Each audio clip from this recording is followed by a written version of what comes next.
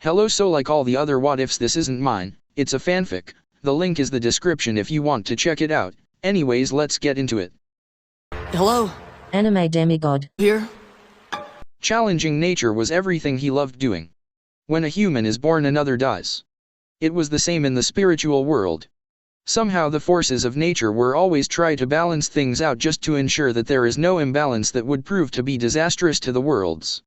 It often used to amuse Naruto just how much nature tried to catch up to him, but couldn't. He was neither a hero nor a villain. The world was always going to guess what he was going to do.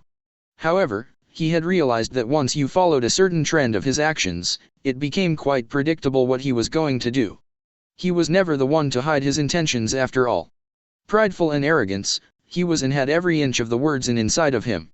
When it came to power, he was the definition of such a word.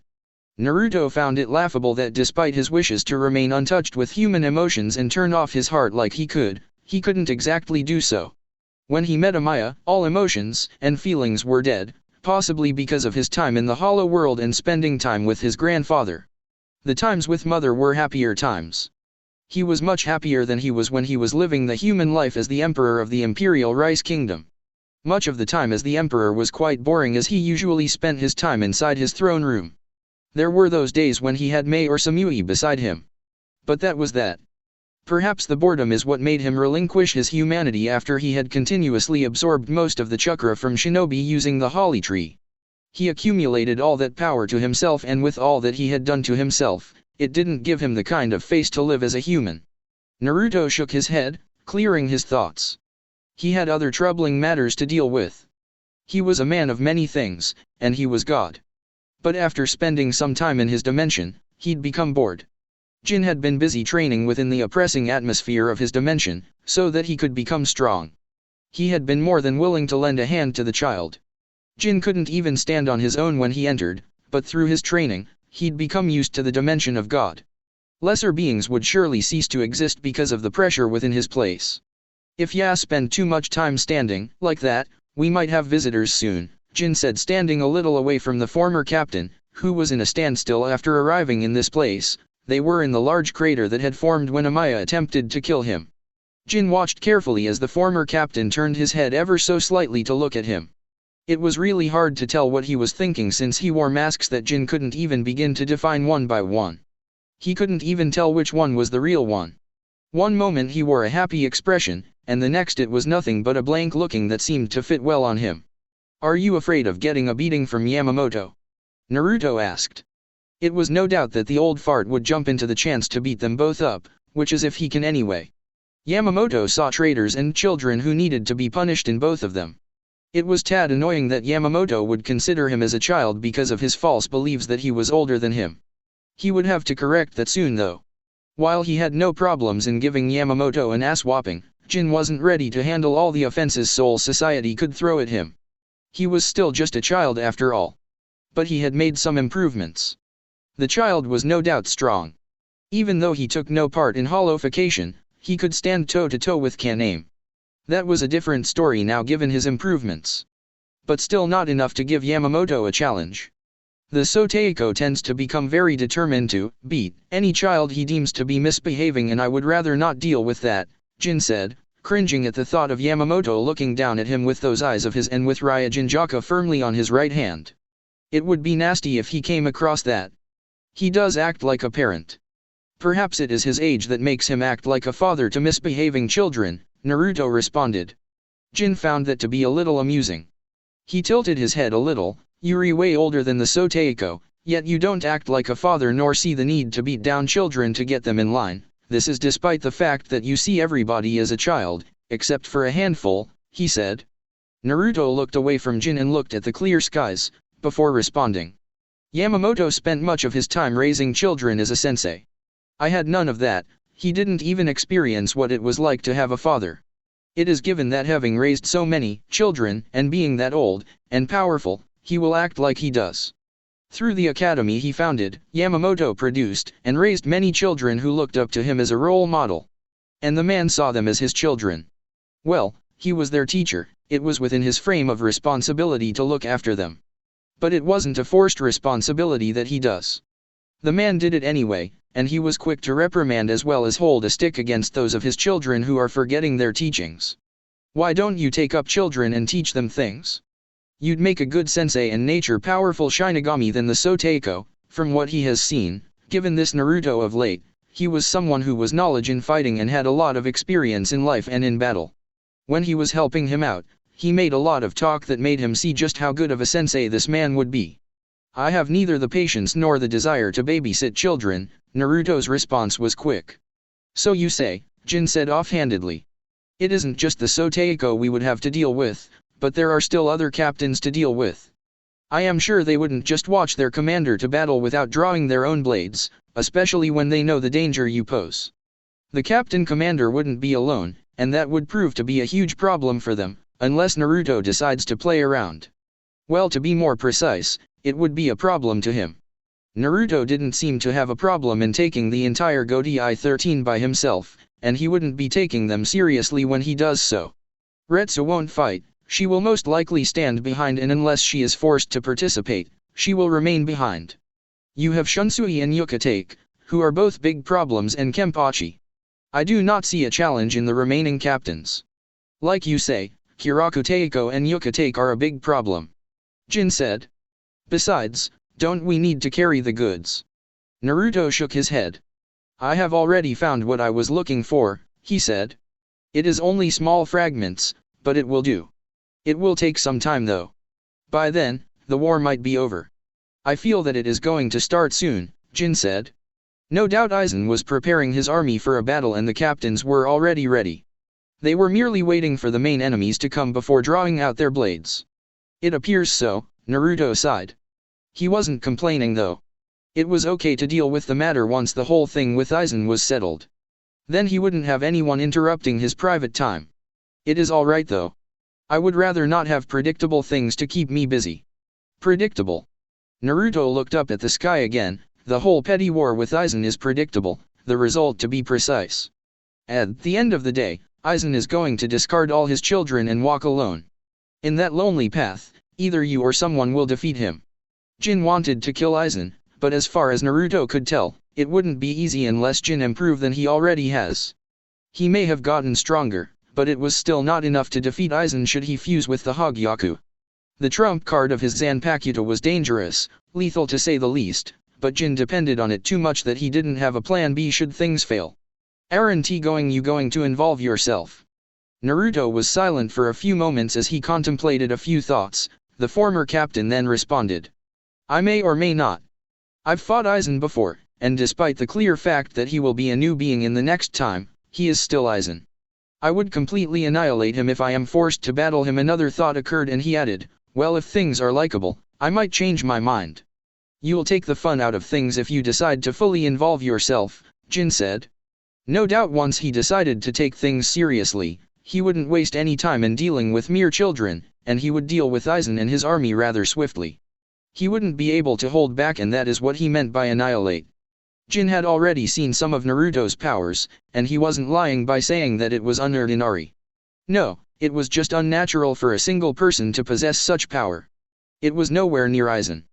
The former captain couldn't even match this man as he was. This man was a monster when it came to power. The better term to define just how powerful he was would be God. The dimension they'd been staying at was no pitiful world either, it was truly worthy for a god. Even though there was just one monstrous castle within the dimension, everything one would ever need was there. The only problem with that world is that it was rather quiet. Aside from the beings who kept the castle in a good condition, Jin hadn't met anyone there. Perhaps it was because he spent his time in the training grounds. The area he liked the most within the castle was the throne room/hall Naruto used most often, since he did actually seem like he sleeps. The hall was like a throne room and large monitors usually spread all over, playing things that were happening in any world. When he'd asked about it, Naruto had given him this response. They are real live footages of Soul Society, Hell, Human World, and Hueco Mundo. Being on this throne means I have assumed the mantle of God, thus I can see and hear everything. I only put them up there because I don't want it in my head. Still, he was never allowed to see anything serious. Naruto kept those things to himself. Even so, that only proved that he was truly a man on another level. There is no fun in all these, Jin, Naruto said. Though it may seem hypocritical of me to say this, but there is value in every life within the human world and soul society. I have no care for hollows, but their existence balances the natural order to some extent. So, to some extent, their existence does have some value. Yet, you wouldn't have a problem in exterminating them if they became problem, Jin added. What was obvious to anyone who had dealt with this man was that he held no love for mindless killing. Jin wouldn't be surprised if Yamamoto has more killings than him. He can be cold-hearted and feels no remorse for killing anything or anyone, but he seemed to respect the value of life. He doesn't kill anyone unless they reach the limit or become intolerable to his presence. He doesn't even sacrifice the lives of others to get what he wants. However, that was a different story when it came to hollows. To assume that the man had a grudge against all hollows wouldn't be far off the mark.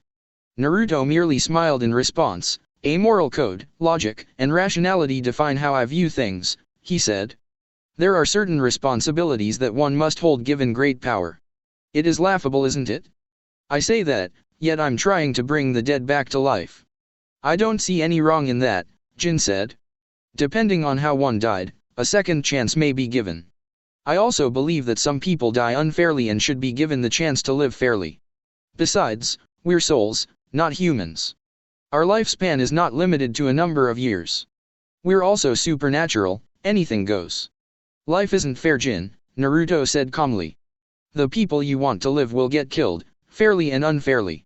Someone from your camp was killed because of Aizen. We can't always have what we want. Over my lifespan, I have seen many people die. Even so, he trailed off and narrowed his eyes to the sides. Yuri, quite the candle. Jin didn't need an explanation on that to understand what Naruto meant. They've sensed me already, he said. He couldn't say us because Naruto gave nothing for the senses. His presence couldn't be sensed. Even where he stood, Jin couldn't sense anything. Naruto nodded. It appears the company is at large, he said. Jin still couldn't sense the captains that Naruto were moving towards them. How he wished he had the senses to track things far away. So, we're going to greet them then. It wasn't a question, just a statement. If Naruto was staying like that, the conclusion was clear to him. A few silent minutes passed and the captains finally arrived. Jin had been actually wondering when they would eventually arrive, as Naruto had said they were coming a few minutes ago. It was like the former captain had sensed that they were coming while they were still within Siriti. When they finally arrived, he was glad that they'd finally appeared. Impatience had been growing on him after all. Anohana, Yamamoto, Kiraku, Yukitake, Byakuya, Swyfon, and Toshiro, these were the only captains who joined in the party. They surrounded the two of them, Jin and Naruto, by standing at the edges of the large crater. A wave of nostalgia flooded through Naruto's body, forcing an amused look to form on his face. He'd found himself in this situations in more than 2 occasions since his return from slumber/sealed state. It was now just amusing how these people were quick to surround him after something happened, and each time he always went where the path led without drawing out his blade. Must you always repeat the same scenario again and again, Yamamoto? Naruto asked. Naturally, he didn't wait for Yamamoto to respond. At least let us make this one interesting. I have the time and patience. Anohana stared at Naruto with slight narrowed eyes. While she could still not sense any power from him, she was certain that he'd changed. The black balls floating behind him didn't make things easier to define either. She was certain that he had gone through some changes over these past days. But he still had the happy expression he'd been wearing since he became complete again. If he'd not gained any more power, he wouldn't have said anything that makes it sound like he was prepared to battle with them. The last times he's been in a situation like this, he went away without fighting anyone. In fact, he almost went away as humbly as he could be in the situation. But now the cards seemed to be in his hands, and the scope of things changed drastically. Curiosity flooded into her in a wave of one simple question: what was Naruto doing here, in this specific place? He'd already inspected this place after the explosion. He couldn't be here for something sentimental. Naruto didn't have time for such things. Emotional things always came second in his mind. There surely had to be a good reason behind this little visit. What was even more of a surprise was the presence of Jin, a former became who betrayed Soul Society in favor of joining that traitorous Aizen. The fact that he was here with Naruto only meant that he was now working with the former captain. Contrary to what many people might believe, Naruto wouldn't just take anyone who is traitorous under his wing without a very good reason, and she believed that there was a reason behind this decision to get Jin on his side. Yamamoto stroked his beard tiredly, while he kept his eyes on both Jin and Naruto. This situation was just troubling and bothersome.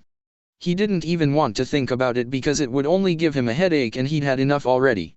What is the meaning of this, Ichimaru? He could deal with Naruto after he'd dealt with this wayward child. With what has happened with Naruto recently, he was positive that the blonde wouldn't allow anyone he even suspect will betray him to be close to him. Jin merely did that creepy smile of his. Whatever you mean by that, Commander. The former captain of the Godi I-13 asked innocently, much to the obvious displeasure of Yamamoto. Even so, the Soteiko responded quite calmly. You betrayed Soul Society for Aizen when you joined him to Hueco Mundo, and now you have betrayed that same Aizen for him of all people. What are you really after, Ichimaru? Have you become so lost that you will betray everyone? You don't really want an answer, Yamamoto. Your decision has already been made, so why bother asking if you are going to do what you already decided long ago? Naruto asked, instead of allowing Jin to respond to the question. His reasons don't matter. Everyone knows that he betrayed Soul Society for Aizen, and that alone is a crime worthy of execution, Swaifon responded firmly. Why are you with Jin, Naruto? Kiraku knew Naruto too well to understand that he wouldn't associate himself with someone called a traitor unless there was a very good reason behind. You say that Jin betrayed Soul Society, but in all actuality he didn't do such a thing. Speaking in technicality, he was with Aizen before he even became captain. And there are reasons behind his choice, a reason Yamamoto wouldn't accept, but it matters not because his opinion means little to me. Naruto gave his response before looking back at Yamamoto. Why don't you say we spice things a bit? Fine then. Yamamoto drew out his blade. An explosion of flames occurred. The flames bust out, nearly covering the entire crater. I will beat you up, while my subordinates deal with Jin. Once those words left his mouth, his blade already ablaze, Naruto flashed into existence right in front of him. Yamamoto widened his eyes, because he hadn't even blinked to miss Naruto's movements. He hadn't even sensed the man until he was right before him. He tried moving away, but he couldn't. Naruto was holding his Zanpakuto by its blade with his left hand. He had done it before, so he didn't have to exclaim, impossible. It wasn't the only thing that happened. His flames that had bust out had now been dispersed, not a damn thing was left behind. I've fought you before, Yamamoto, and the thought of doing it again makes me groan. However, if you force the issue, you'll never pick a sword again, and with that, you won't have the pleasure of fighting Aizen when he comes over here, Naruto said simply. He wouldn't most likely do something like that though. It would do fair to Soul Society if he disarmed its strongest protector. Besides, spicing things up didn't actually mean fighting with the man. If Yamamoto wanted to fight him seriously, he would have to release his Bankai, which he seemed hesitant to do. Anything less than the Bankai wasn't going to get him anywhere, and it wouldn't challenge him a bit. He didn't even bother to look behind when both Swaifon and Toshiro charged behind him. Jin intercepted their attacks, by blocking Toshiro's blade with his own. The 10th Division captain was on his right side while Swaifon was on the left, her Zanpakuto too blocked by Jin's. I can't let you do that, Jin stated calmly. How low have you fallen, Jin? Toshiro questioned, trying to force his way through Jin, but the former captain didn't budge, not even an inch. The fact that he could block both their strikes like this made him grit his teeth, as it was now obvious that he had gotten stronger than he was the last time they battled. Fallen. Jin shook his head slightly. I have only ascended into the heavens, Hichuga Yateiko, Jin gave his response. He couldn't call being by Naruto's side a fall. Naruto was a god, and to be by his side meant he too was up there.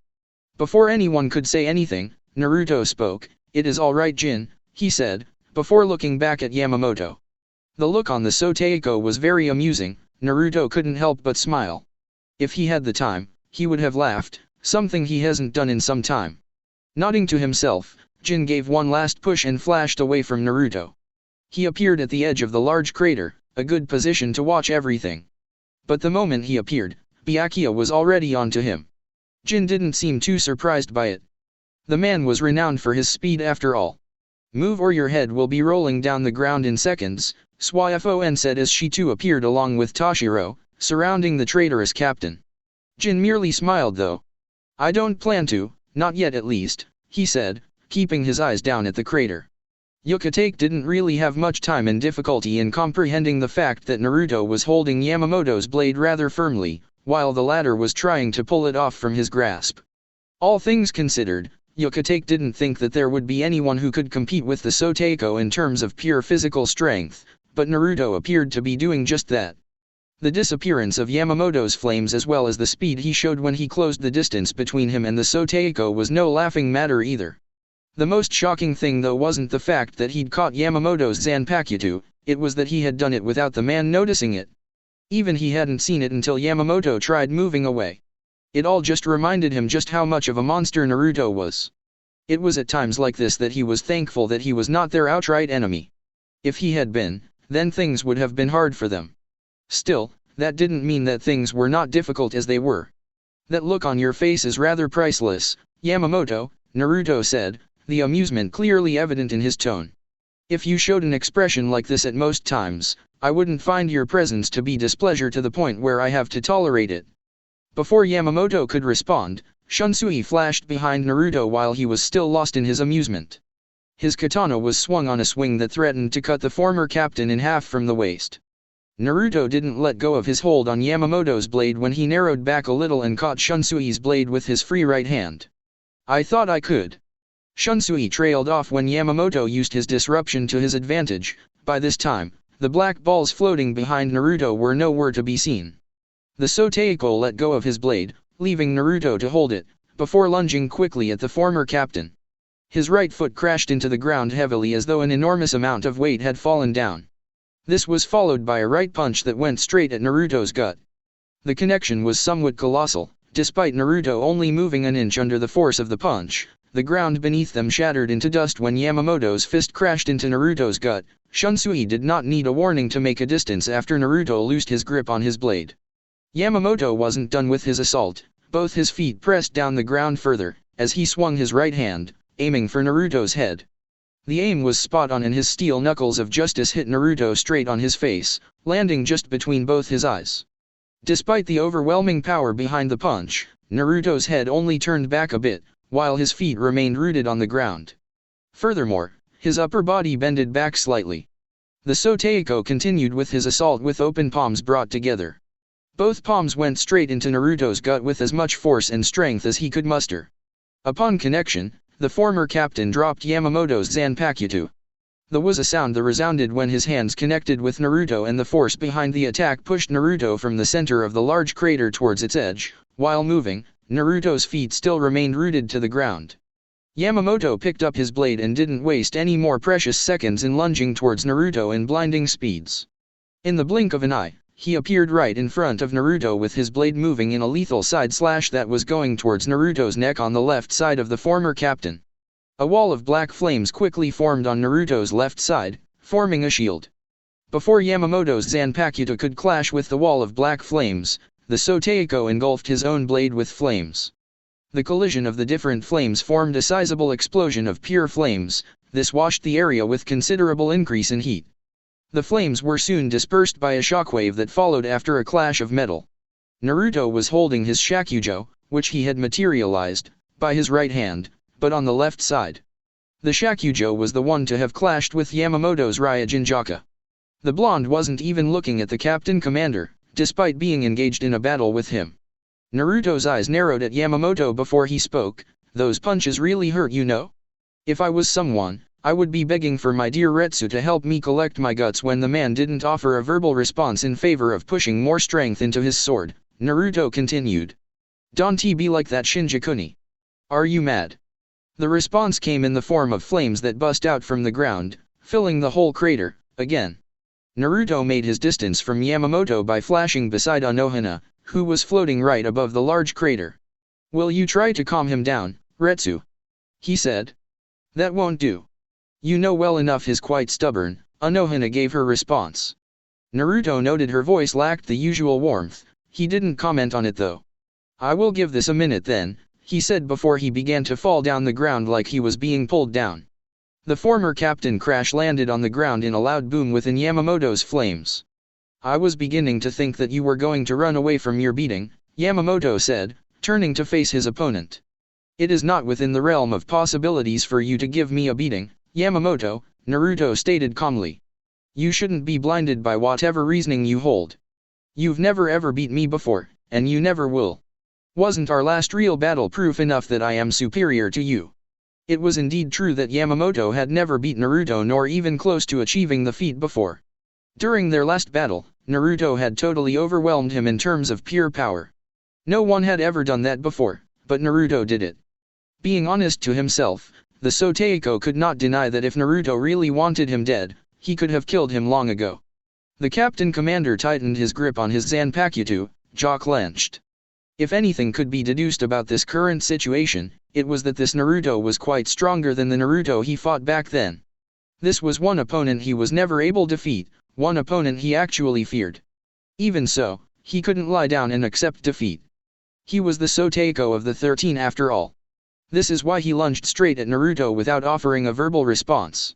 He appeared at the center of the crater, where Naruto was standing, slightly above ground. His Zanpakuto was moving in a downward slash, a slash that threatened to cut Naruto from his face downwards. The former captain raised his Shakujo to block the swing. The collision of metal resounded around the place as a small shockwave tore through the crater. Naruto pushed Yamamoto away in a push of physical strength. The Soteiko didn't put much resistance as he jumped back a bit before landing on the ground a few feet away from Naruto. It didn't take another second for him to dart towards the former captain again. Upon reaching him, he swung Ryujinjaka, engulfed in a heap of flames, right around Naruto's weight's level. Naruto countered this by swinging his Shakujo around the same level as Yamamoto's blade. The collision of the Shakujo and the flame-engulfed blade sparkled into a boom of a shockwave that acted like a breath to ignite the dying flames further. Naruto brought his Shakujo back, before holding out his left hand. A black spiral ball begun to form on his palm before 4 blades formed. The sound of a screeching bell tore through the area as Naruto held up his black Rasen Shuriken. The amount of power being pulled into the technique was so much that Yamamoto's flames begun to slowly spin in the same direction as the technique.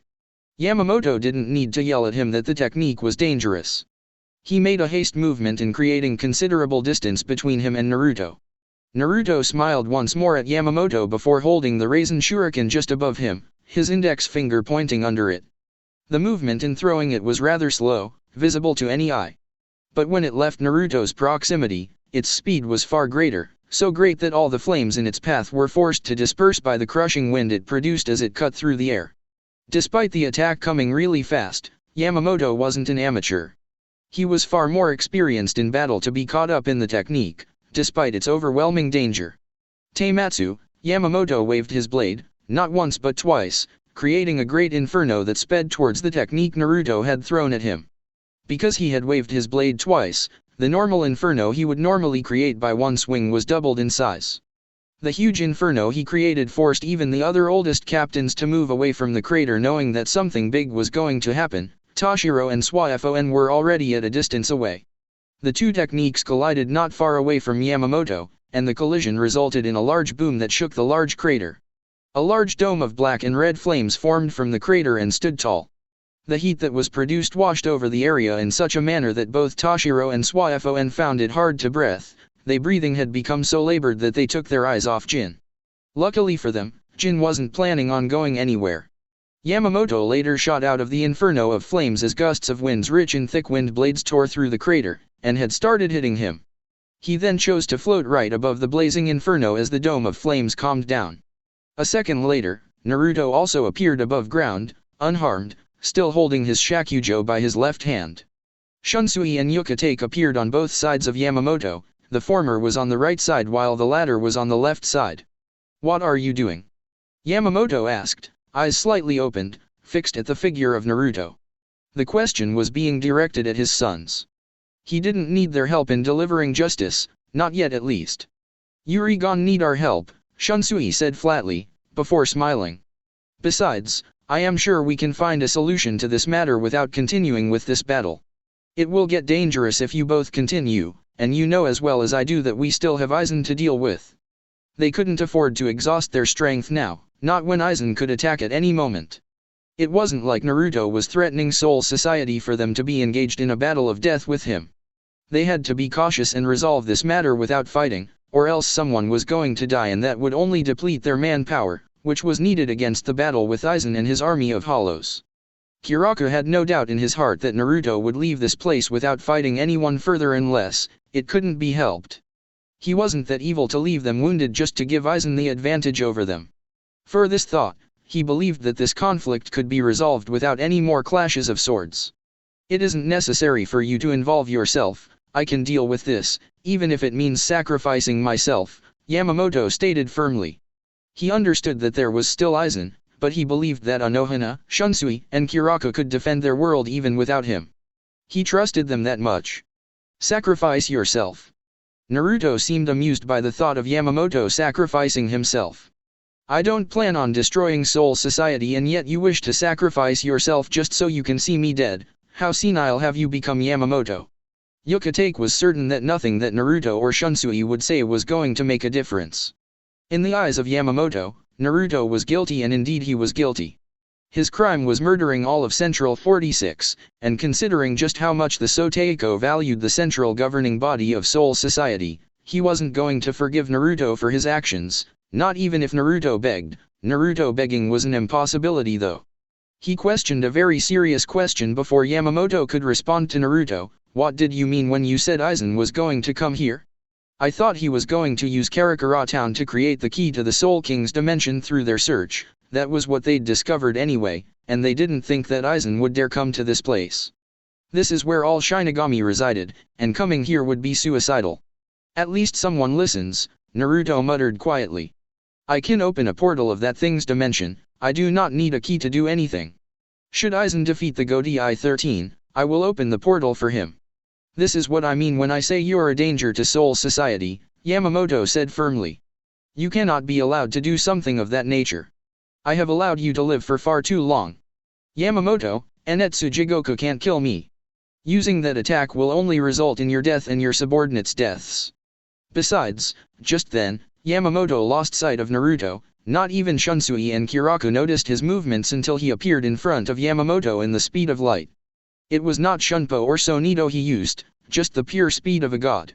Yamamoto's eyes only widened when Naruto's right hand gripped his face forcefully. There was so much force on the grip that he couldn't shake it off. I am the one who tolerates your existence. If I wanted, I could have killed you a long time ago, and I can even do it now. A blast of black energy blasted from Naruto's palm. It hit in a flash and covered Yamamoto's entire body before sending him pummeling down the ground like a bullet. The technique forced the head captain down the ground in a loud boom. Naruto didn't even have time to speak as Shunsui and Kiraka flashed on both his sides, Zappancutus drawn. Please, consider your actions, Naruto. We don't want to fight, not when Aizen is waiting. Yukatake said firmly. Hold him still, Swaifon yelled from a good distance. Bankai. This was her chance, and she wasn't going to miss it. Toshiro and Byakuya could look after Jin while she got her shot. Aha, this isn't good, Shunsui sighed. Naruto wasn't troubled by the glaring missile. Despite the two blades being poised to cut him, he turned around to face the second division captain with a small smile. Children are truly nuisances, he said. Don't you two move, I want to show that even though this child is a captain, using her Bankai, she is still light years away from scratching me. Although Shunsui was positive about Naruto's strength, he wasn't going to take any chances. Sorry, you're on your own, he said. But I'll watch on a safe distance, Yukatake nodded, in agreement. He too would rather watch in a safe distance. Be that way, Naruto shrugged as Swafon's bomb sped towards him in great speed. He looked up at the sky. The minute I said I would give this has already passed, he thought. The missile sent his way collided with his chest and exploded in a loud boom that gave rise to a black smoke that covered his whole figure. Swaifon grinned at the impact of her technique that surely had to do it. It was foolish of him to stand up to her Bankai like that without even trying to put a shield. When the smoke cleared, Naruto was still standing tall, no harm done. Swaifon didn't have the time to scream impossible with her eyes wide. It was because Yamamoto had shot out from the ground with such tremendous speed that the ground nearly shook in his takeoff. Ryujinjaka was engulfed in a cloud of flames as he reached Naruto. He swung his blade from the right in a downward slash, flames pouring out while the air thinned out as the blade cleaved through space. Naruto countered by swinging his Shakujo towards the oncoming swing. The collision of the two metal caused clearly visible electric sparks of form around them. Yamamoto got back a bit before swinging his blade in a horizontal slash from his left side, while still holding his blade by his right hand. Naruto again blocked the attempt to cut him with his shakujo, which was put in a vertical position. While he was trying to push Naruto with his strike, Yamamoto held out his left index finger. But before he could shoot his spell, Naruto disappeared down to the crater filled with an inferno of scorching flames. The head captain didn't have troubles following the former captain. His movement towards the ground was like the normal gravity had been multiplied by 400, the speed blinding. As soon as he reached Naruto, Yamamoto put on as much power as he could as he did a downwards swing. Naruto saw the danger in this and summoned Amaterasu on his right hand. He held her up in a horizontal position to form a defense. Ryujinjaka clashed with his blade and created a powerful shockwave that blew all the flames in the crater away, dispersing them. The ground beneath both was shattered into dust. Yamamoto made his distance seeing that Naruto had drawn his Zanpakuto. But as soon as he landed on the ground with his feet, Naruto's blade disappeared. "I don't plan indulging you further, Genryusai," he said. "It wouldn't be fair if I fight you now. A god cannot battle a mortal in a fair fight. This is why after the whole charade with Aizen is over, I will give you a stage." "Yuri not going anywhere." Naruto shook his head and turned away from Yamamoto. "I have used enough time," he said. "If you charge at me, again, someone will get hurt." Yamamoto did listen. He lunged at Naruto again. He appeared slightly above ground, holding his blade with both his hands, aiming a downwards swing at Naruto. As the swing got closer and closer, Naruto swapped positions with Swafon. The second division captain could only widen her eyes as the swing descended down at her, threatening to cut her in half. All other eyes widened when they saw this, but Naruto showed concern. He used their shock to his advantage by moving around without anyone trying to stand in his way. Naruto called Jin and appeared right beside Retsu, who wasn't at all happy. "I told her insulting me wasn't going to get her anywhere, and I also knew you wouldn't allow me to touch her, hence I let Yamamoto do it for me," he said bit carelessly. "I will return later to speak with you." He disappeared along with Jin. It really did frustrate Yamamoto to no end that Naruto could come into this place and leave again as he wills. Was it once or twice that he crossed blades with him since his awakening? His mind no longer served him as it did during those younger days. But still, he hated and loathed the fact that Naruto could come here, despite being an enemy of the Godai 13 and the dead Central 46. He had no fear whatsoever, and moreover, he had enough power to make him, Yamamoto, the strongest Shinigami to have ever been born, fearful. During these past two encounters with the former captain, comrade, he was never able to do any damage, no damage whatsoever. Naruto always left the place perfectly and without even using much of his power. Many could point out that even he got out of the encounter in perfect condition, but he knew well enough that it was only because Naruto never seriously attacked him. He was always trying to defend, and threw some punches at him, but it was nothing ever serious. He had fought seriously with that once or twice, and during that time, he'd used all his power, and he knew well enough what happened when Naruto was fighting serious. Bankai or not, there was no leaving the battlefield without a scar.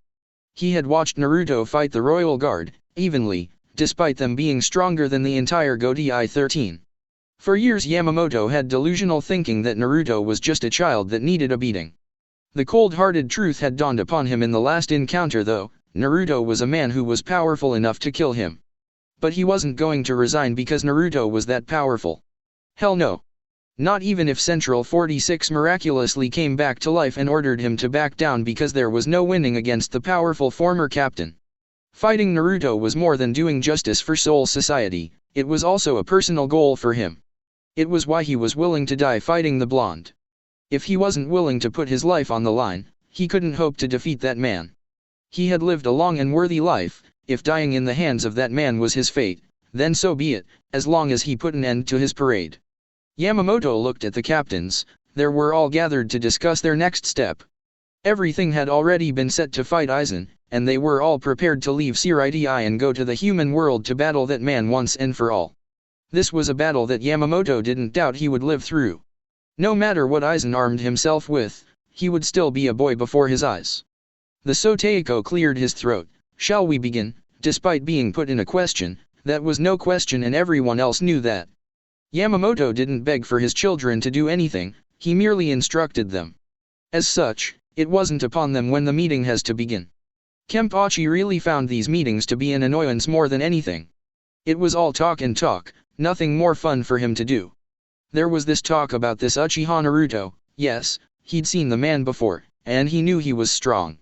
But the only way he could prove it for real, and through his body, was if he clashed blades with the man rather than hear stories. It was such a pity that each time that man clashed swords with Yamamoto he was never present. However, the fact that Naruto could give Yamamoto a run for his money did not scare him a bit, it only filled his system with a lust for a good battle. A strong opponent was always appreciated before him. He didn't care for much, but getting a good battle was what he needed, and wanted. At least it looked like things were going to get messy soon enough and he would be able to have his fun. But he really wanted to fight that man who could make Yamamoto sweat. Yes, nothing would soothe his battle-hardened soul other than fighting either that man or Aizen. The 11th Division looked at Yamamoto carefully. If anything, it looked like the Soteiko didn't want to share the fun with anyone. Yes, he wanted Naruto for himself. While the other captains weren't in so much of a hurry to fight that man, Yamamoto seemed to be on pole position to be the one to dance with that worthy man who could give him a battle of a lifetime. Well, he would stick around, just in case the Soteiko couldn't do the job. The thought made him grin, and chuckle inwardly. Unfortunately Mayuri, who was standing beside him, seemed to notice that he was laughing inwardly. What amuses you, barbaric for a captain? Are you dreaming of another barbaric battle with a strong opponent? Kukaki Byakuya merely shook his head. Talk about uncivilized Shinigami. While deep inside him he relished the idea of battling it all out with the man who was constantly called a barbaric captain by the 12th Division captain, he didn't go all his way to provoke the man into an argument. That man left all arguments into his blade though. Mayuri seemed to love getting under the skin of Kenpachi and didn't seem to like the 11th Division very much. Well, everyone was used to their usual catfights. Yamamoto didn't allow the usual scene to occur as there were more pressing issues to deal with. "Don't start you too," he stated, sternly, only his left eye partly opened. "Anohana, what is Swaifo and Teiko's status?" It really displeased Anohana that Naruto was willing to make something like that happen only because his pride was wounded. Yes, he was a man full of pride and he carried it high above all things, and insulting his pride was blasphemy. She knew that he was going to do something, but she still didn't ensure that Swaifon was safe from him. Well, he probably would have dirted his own hands without touching her if she stood in the way. He was stubborn and would do anything he set out to do, regardless of the consequences. If she had been a second later, that young captain would have died. For now, she was only able to keep her alive, but Yamamoto's blade had done much damage, it had almost cut her in half, and it was a miracle that she was still alive. But that was it. Her heart was beating and she wasn't brain dead, but she wasn't waking up either. Anohana didn't think that she would be waking up anytime soon given the internal damage she suffered from Yamamoto's blade, and it was just one swing. That just showed that Yamamoto didn't hold back when fighting against Naruto. It was a wonder just how strong he was. A swing that would have cut Swaifon in half if Yamamoto hadn't held back when he realized what Naruto had done. The same swing could have just found its way to Naruto's hand, and if not, it couldn't have cut through him to make any wound. He was a god indeed. "She's stable, but still unconscious. She hasn't regained her consciousness since we started healing her," Anohana finally said. "But we'll keep treating her." She didn't want to add anything. It was no secret that it was Yamamoto's blade that put the stubborn 2nd Division captain out of commission. It would only hit the morale of the Godai 13 if something were to happen. "At least she's still fighting," Shunsui sighed. He really wished that Naruto could have handled the issue a little better than this. At this stage, Swaifon couldn't help them with anything in their battle against Aizen. "What are you going to do about him, Yamajiji?" No matter what he would say, Shunsui already knew that there was no turning back now. Yamamoto was going to fight Naruto to a fight of death. There was nothing that anyone would say that would change his mind, and the recent confrontation that resulted in Swaifon's condition surely had only strengthened Yamamoto's decision to see the blonde right below his feet. "We cannot put out the fact that he may involve himself in the war against Aizen," Toshiro stated, knowing that Shunsui was referring to Naruto in his question.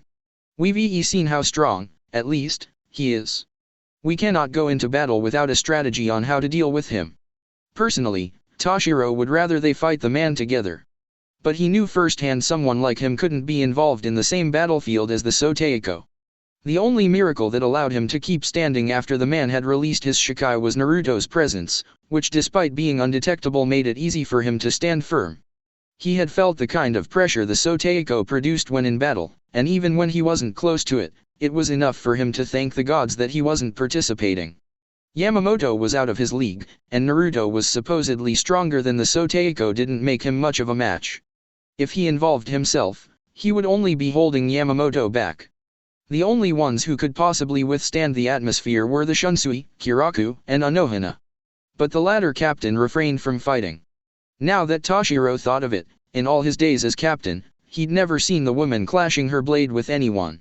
The thought made him stare at the Anohana, who quickly noticed his stare. "Something on your mind, Hitsugaya Teiko." While she preferred to keep her mouth shut in such meetings, Anohana couldn't help herself since she had already opened her mouth to respond to Yamamoto's question. The 10th Division shook his head quickly. "No," he said. He berated himself for allowing his thoughts to cloud the fact that Anohana was that scary woman. "I will fight Naruto," Yamamoto said. "You concern yourselves with Aizen and his Aaron car. If Naruto doesn't show up, we will continue with what we've already planned." Zaraki almost shouted, "I knew it." The man had called dibs on Naruto and he had predicted something like that happening. However, if the man does show up while they are dealing with Aizen, it would only make things much more interesting as he could call it dibs on Aizen while Yamamoto fought with Naruto. Urahara, Yoriuaki and Ichigo have also been called so that we can discuss a battle strategy with them. No matter how one looked at it, their power was needed in the war. While on normal situations, Yamamoto wouldn't have even bothered to call them, they were needed here, especially when they'd been helping since everything begun. Karakura town will be left open for attacks if we remove those three, even if it is for a short time, Yokotake pointed out. Aizen's main target before anything were the souls of the humans living in Karakura town, and they couldn't leave it open for the man to act. All vice captains will reside there while those three are here. They aren't going to stay here for too long anyway, and we've been assured that Aizen won't attack Karakura town in the time frame of those three's visit here, Yamamoto responded calmly. Even time moved differently between here and the human world.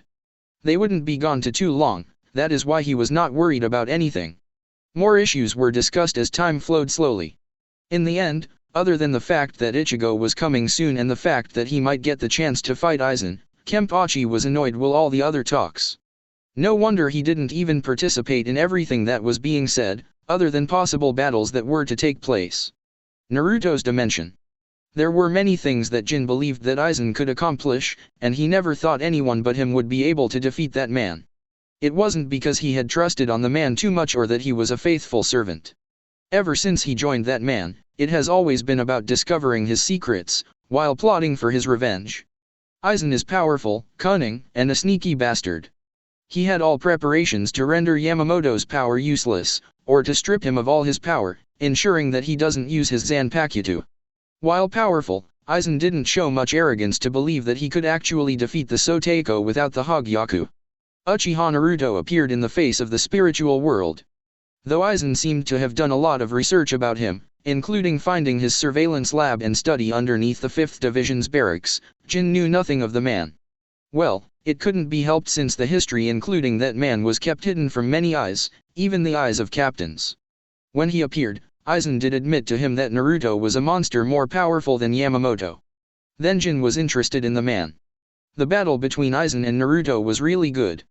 He knew for certain that Aizen wasn't allowing Naruto to hit him, he was actually trying to defend an attack. The man who proclaimed to be God was just stronger than him. There was nothing more amusing than watching Aizen fall victim into the same trick that he uses on other people. It was worth to see the look of surprise on Aizen's face when he saw that Naruto kept shrugging off everything he put toward like it didn't hurt at all.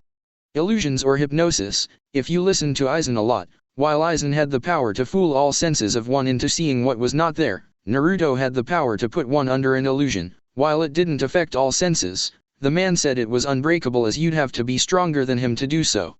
Naruto's illusions were just effective as Aizen's hypnosis.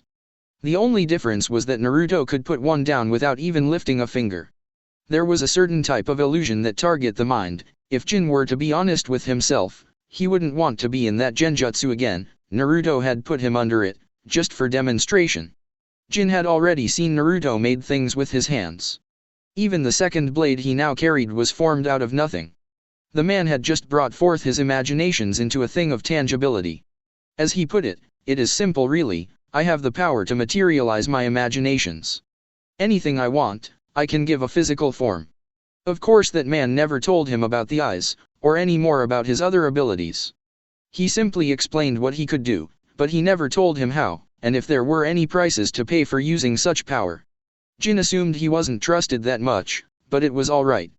He was a traitor, a snake. Naruto had already given him so much, mostly power. Yet at the same time, he made it a point to ensure that Jin knew that even if he attempted anything, he couldn't kill him, no one could. And he never revealed any weaknesses. The only weakness the man had was his arrogance. Despite everything that Jin had seen, he'd never quite thought that he would be able to see a dead spirit being brought back to life before his very eyes. If the sun shined within Naruto's dimension, he would be saying he never thought of seeing such an impossible occurring in broad daylight. Yet it had happened. Senjumaru Shudera, the black-haired former royal guard, and a beauty had been brought back to life while he watched. Even Aizen would have been awed by the ability. But this only confirmed one thing: Naruto was truly a god. Jin took a few steps towards Shudera, who was standing in front of Naruto's throne. She'd just been restored a few moments ago and had yet to move or even say a damn word. Naruto didn't seem to be concerned about anything. Not that his expression displayed any sort of emotion to begin with. "When you said you could actually do this, I had my dough." The words were stopped right at his throat by a black blade that was pressed against his neck. Jin was actually surprised. His expression didn't betray the feeling. His normally closed eyes parted as he stared at the woman who could have actually cut his head off his shoulders without he, who had been doing training with Naruto, even realizing it. Unfreaking believable. Yet, he smiled in the end. "Well, that was scary," he said. But the fact that this woman could move that fast, and she had to materialize her sword since she didn't have it upon her rebirth, without his knowledge, only meant that she was far more powerful than he previously believed. She indeed did have the element of surprise since he wasn't expecting anything of that kind, but the fact remained. Well, it shouldn't be surprising that she was powerful. The woman was a former member of the Royal Guard and was Naruto's partner. Surely she had to be stronger than the normal captain. She was alive. There was nothing to doubt, nothing to be fearful about, but everything to be furious and bitter about. At this moment, after her life had ended in seconds when that bastard exploded like a balloon, she was in a foul mood. She wasn't going to celebrate that he'd actually revived her after her death. She wasn't going to say that she was happy to be alive again, seeing his stone face. What she had in her heart was nothing more than fury, and nothing would soothe her soul than cutting that ignorant bastard into pieces. Shudera was even surprised that he hadn't brought his beloved Retsu to witness this miracle since he hadn't displayed this power before. He couldn't back then. But the fact that he now could meant that he was back at his full glory. He couldn't be more of a glorified bastard now since he was back at his full power. All this scheming had nearly ended her life. Why couldn't he just be satisfied with what he had? He already had the power to match the Soul King. What more did he need? The black-haired woman looked at the stone-faced boyfriend of hers. He was looking down on her like some sort of an emperor. She wasn't going to run after him and be all lovey-dovey. She merely matched his expression and spoke in an ice-cold tone that made Jin took a step back. "Is this your new pet?" "Jin," Naruto called calmly. "You may want to distance yourself from here." Jin didn't need to be told twice. He left the room, and the palace altogether. Not a second later a large explosion rocked through from the throne room. The room was the center of the palace, and the explosion tore through the palace's entire roofing, leaving nothing but black walls. What was so amazing was that the palace had 2 above-ground level floors, and the second floor had plus 30 rooms. 3 more floors were buried deep underground. Jin suspected that it was another dimension. After the explosion, the second floor was nowhere to be seen. Only the first floor remained. Jin rushed towards the throne room, well, what was left of it anyway. He found Naruto still sitting on his throne, same expression, and it looked like he hadn't moved at all. However, most of his clothes were burned off and a black steam was pouring out of his body, but there was not even a scratch. Jin assumed that if it had been, it could have quickly closed because of his regeneration capabilities. Shudera was standing a few feet away with hands folded across her chest.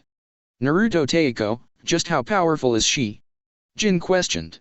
He figured that woman wouldn't answer him since she has already called him a pet.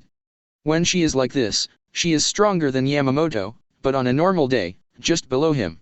She has power given to her by me, but she never really use it, Naruto responded, before turning his attention to Shudera. Are you satisfied, dear? Not the least, a cold response came from Shudera. Are you finally happy that you're sitting on that throne? I mean, you've been trying to reclaim your glory for many years, and now that you have it, you must be pleased. A pity some of us had to die along the way. Who cares?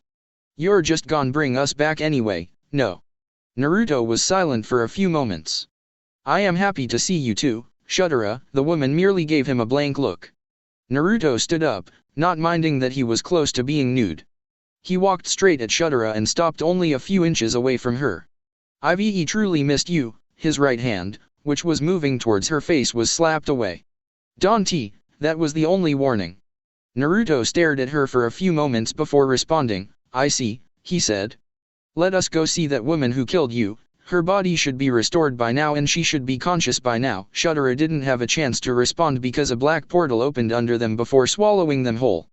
Well, that was good drama, Jin thought. Human world. Yuriuki sighed, looking at the ice-cold look on Ryukin's face. She didn't dare think that this man would involve himself in Soul Society matters. Urahara already suspected that since Naruto was said to have reclaimed all his powers, it was unlikely that Aizen would come to the human world, more specifically Karakura Town, to sacrifice all the souls to create the key that will enable to get through to the Soul King's dimension. That probably meant that Naruto would be able to solve the equation since he was capable of passing through to any world. This was all troublesome. Shunsui and Yukitake said that Naruto wouldn't attack Siridi and he wouldn't go on a rampage and kill all souls just because he felt like it. They both said it with confident smiles. Naruto wasn't evil. She didn't have the strength to ask Anohana since she was the one who obviously knew him better than anyone, but those two who were his friends said he wasn't evil, then they didn't have much to worry about. However, both captains had said that Naruto wouldn't stop Aizen if he attacked Soul Society and would even go as far as opening a gate towards the Soul King's dimension for Aizen to go through. This was something that has always been the main subject. Just because he wouldn't attack Soul Society doesn't he would stop anyone from doing it. They just had to ensure that nothing happened that would invite that man to allow Aizen to go through. Personally, Yuriuki would rather not be involved in Soul Society matters, but they were dragged into the matter because Urahara was already involved with the matter, and they couldn't be 100% sure that Aizen wouldn't come here if things didn't work out for him with Naruto. If things were going to happen in Soul Society, then the Quincy weren't going to be involved, and even if they do occur in this world, Ryukin wouldn't drag himself into it. Well, at least they had more than enough power. How did it go with Shinji's group? Predictably, Urahara said mildly. At least they didn't tie Ichigo down and lock him in a barrier so that he doesn't join the fight. He was relieved at that. Not that Ichigo would have agreed to it anyway, and Isshin would have taken needed measures to free his son so that he can fight. As a former captain, he wouldn't just stand by and watch Soul Society being destroyed. It was his former home after all. Well, it wasn't anything unexpected, and we know they still hold a grudge against Soul Society, although things would be different now because Central 46 was non-existent since its destruction by Naruto. The Vizards would still not think of moving on to Soul Society to aid it in the times of need. So it will just be the three of us then. Urahara nodded, but it was Ichigo who spoke. Aren't the others coming with us? He asked. The others was being referred to his friends and the ice-faced Quincy who was standing just beside Urahara. He'd only arrived here a few moments ago, so he didn't know what was happening before he got here. No, Urahara said. It isn't like we're going to battle anyway, the former 12th Division captain stated with a smile. The fact that they weren't going to fight put him at ease a bit. He just wanted the others to be ready, just in case, but they weren't convinced of the danger. But he did know that they loathed Aizen more than anything and thoughts of vengeance were probably within them. We're just going to discuss battle strategies with the Godai 13, Yuriuki added. Besides, Yamamoto only requested the three of us, which was understandable since her and Urahara are former captains and Ichigo is someone with riot so that rivals a captain. His friends may have special power, but they were not strong enough. Oh, Ichigo paused, scratching the back of his head. I thought we were going to fight. Urahara shook his head. Come on, we must not keep the captain commander waiting, he said. Seeing the look on Ichigo's face, he smiled. Don't worry, your father will protect Karakura town if the Arankar attack while we are away, and Soul Society has equipment to detect any hollow activity. At the mention of his father, Ichigo frowned slightly. That idiot was a Shinigami. He'd only stumbled on the truth by mistake, but he wasn't told of how that came to be, and why he never said anything. He accepted that his father would tell him when he was ready, but that didn't mean that it didn't bother him. By the way, Yoriyuki, Urahara turned to his friend. How is Swafon's condition? It was the former head of the Shihoin clan to frown deeply at the thought of her B's condition. Yamamoto didn't even seem sorry that he'd nearly killed her. Well, she could guess that the stories about him treating fellow Shinigami was expandable ashes was true. Not good, she-woman said. What's wrong with her? Ichigo asked, obviously not in the loop about the incident that nearly took Swafon's life. Judging by Yoriyuki's face, he could guess that it was something serious. We will tell you along the way, Urahara said. Soul King's dimension. I haven't been here in a long time, Naruto said to himself, breathing the air of the dimension he once called home. Yes, life was truly joyous when he was living in this world. This was his former backyard, his beloved new home. For the second time in his spiritual life, he had been truly happy. But that all faded away. A frown quickly slipped into his face when the thought came to his time, that woman. Amaya had been his reason to be happy in his miserable godly life. But even so, she still took away everything from him. First it was his memories, and she made him a child. Lastly, she'd killed Shudera and left him for dead. Yet, after all those things, when he'd sworn he would chop her down into pieces and serve her to her beloved son, he couldn't bring himself to cut her. That is because you've never been the one to hold a grudge, the voice that had been silent for some time started. Sure, when insects commit blasphemy, they've to be crushed, but that woman actually managed to do something that no one has ever been able to do. She proved she wasn't an insect, but someone who could fully harm you. Are you saying that I should respect her for her actions instead of cutting her? No matter how you look at it, that woman brought you to your knees, Amaterasu stated. I think she deserves some credit for her will. Credit? Perhaps. Children only made intolerable noise before him, and when he gave them his attention, they never said anything sound, they never gave a challenge. To him, they lacked respect for their elders, that is why they needed to be punished, either with death or by being beat down to the inch of their lives. But that woman wasn't a child, she was a grown-up who proved to be more than enough for him.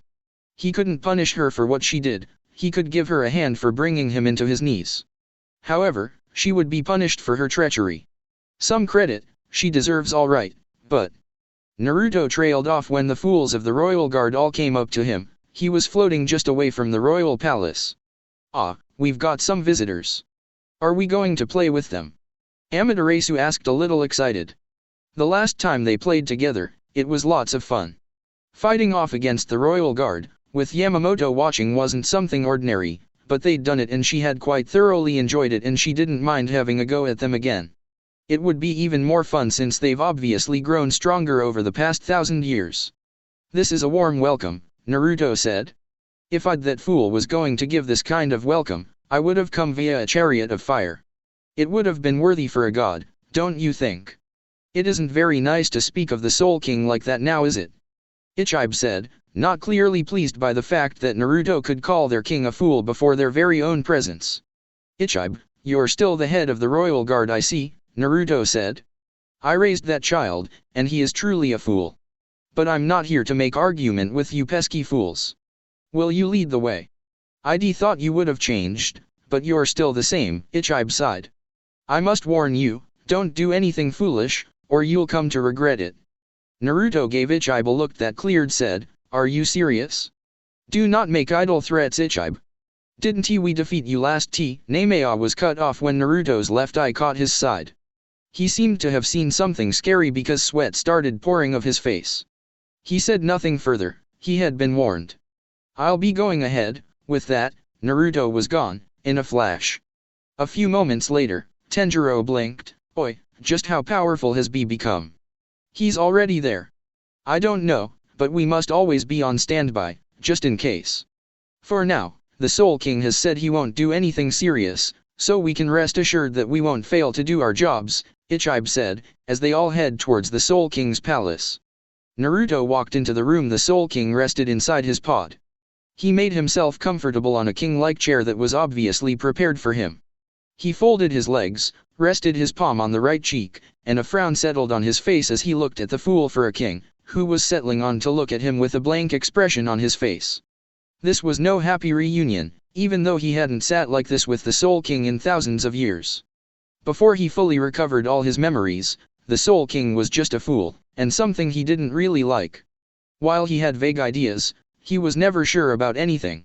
His memories were now fully complete, he now understood everything. But just because he doesn't like the fool doesn't mean that he actually hated the idiot child. There were so many experiences that he had with the royal family, a lot of them were pleasing, joyous, if he could be honest with himself. Life wasn't that bad, until the betrayal. "Hello, Raiden," Naruto greeted. You've grown unpleasantly lazy and weak, the frown deepened as he felt just how powerful the Soul King was. If the fool really wanted to grow almighty in terms of offense, he truly could become a monster. Yes, there was no one could handle Raiden's power, but he was still weak before his eyes. "It's good to see you too, Naruto," Raiden responded mildly. He didn't particularly hold any hatred towards the Uchiha, not even anything close to it. The only thing that bothered him was that his power didn't work on the blonde, neither did his mother's. Perhaps that is why she feared him most after seeing a glimpse of his full power. The only reason he'd bothered to release the man from his seal was that he knew that Naruto wouldn't do anything that could be called evil. The only possibility was that he could usurp him, and take over the responsibility of regulating souls in and out of Soul Society. Besides, the seal was already loosening. It was only going to work on his favor to reseal the blonde. What he did know was that he had allowed the royal guard to defeat him. He hadn't known the reasons, but now he could make a guess. The foreseeable future didn't hold anything good for him, and if he wanted to change that, he would have to have the blonde take part in the present, otherwise, nothing would change. He could only see a future that doesn't have Naruto's hand because he couldn't see anything futuristic of the man. "I am becoming against everyone using my name so cheaply," Naruto said quietly. "I should have everyone refer to me as His Majesty or Emperor. I did have fun while being Emperor during my days as a human." The last statement was said in thought than anything. "I am not just anyone, now I am. Besides, after everything, I am more than worthy of calling you by your name," Raiden responded. "Perhaps," Naruto said before taking a moment to go through a few thoughts. "You've seen what your pathetic son is planning and know of the future. You want it to change, hence my presence is here. Have you seen it too?" Naruto shook his head, "But I can make a guess," he said. "Your son doesn't like you very much, and he won't be pleased until you're dead. When I met him during those years he fought against Soul Society, he seemed to know of me more than I did myself.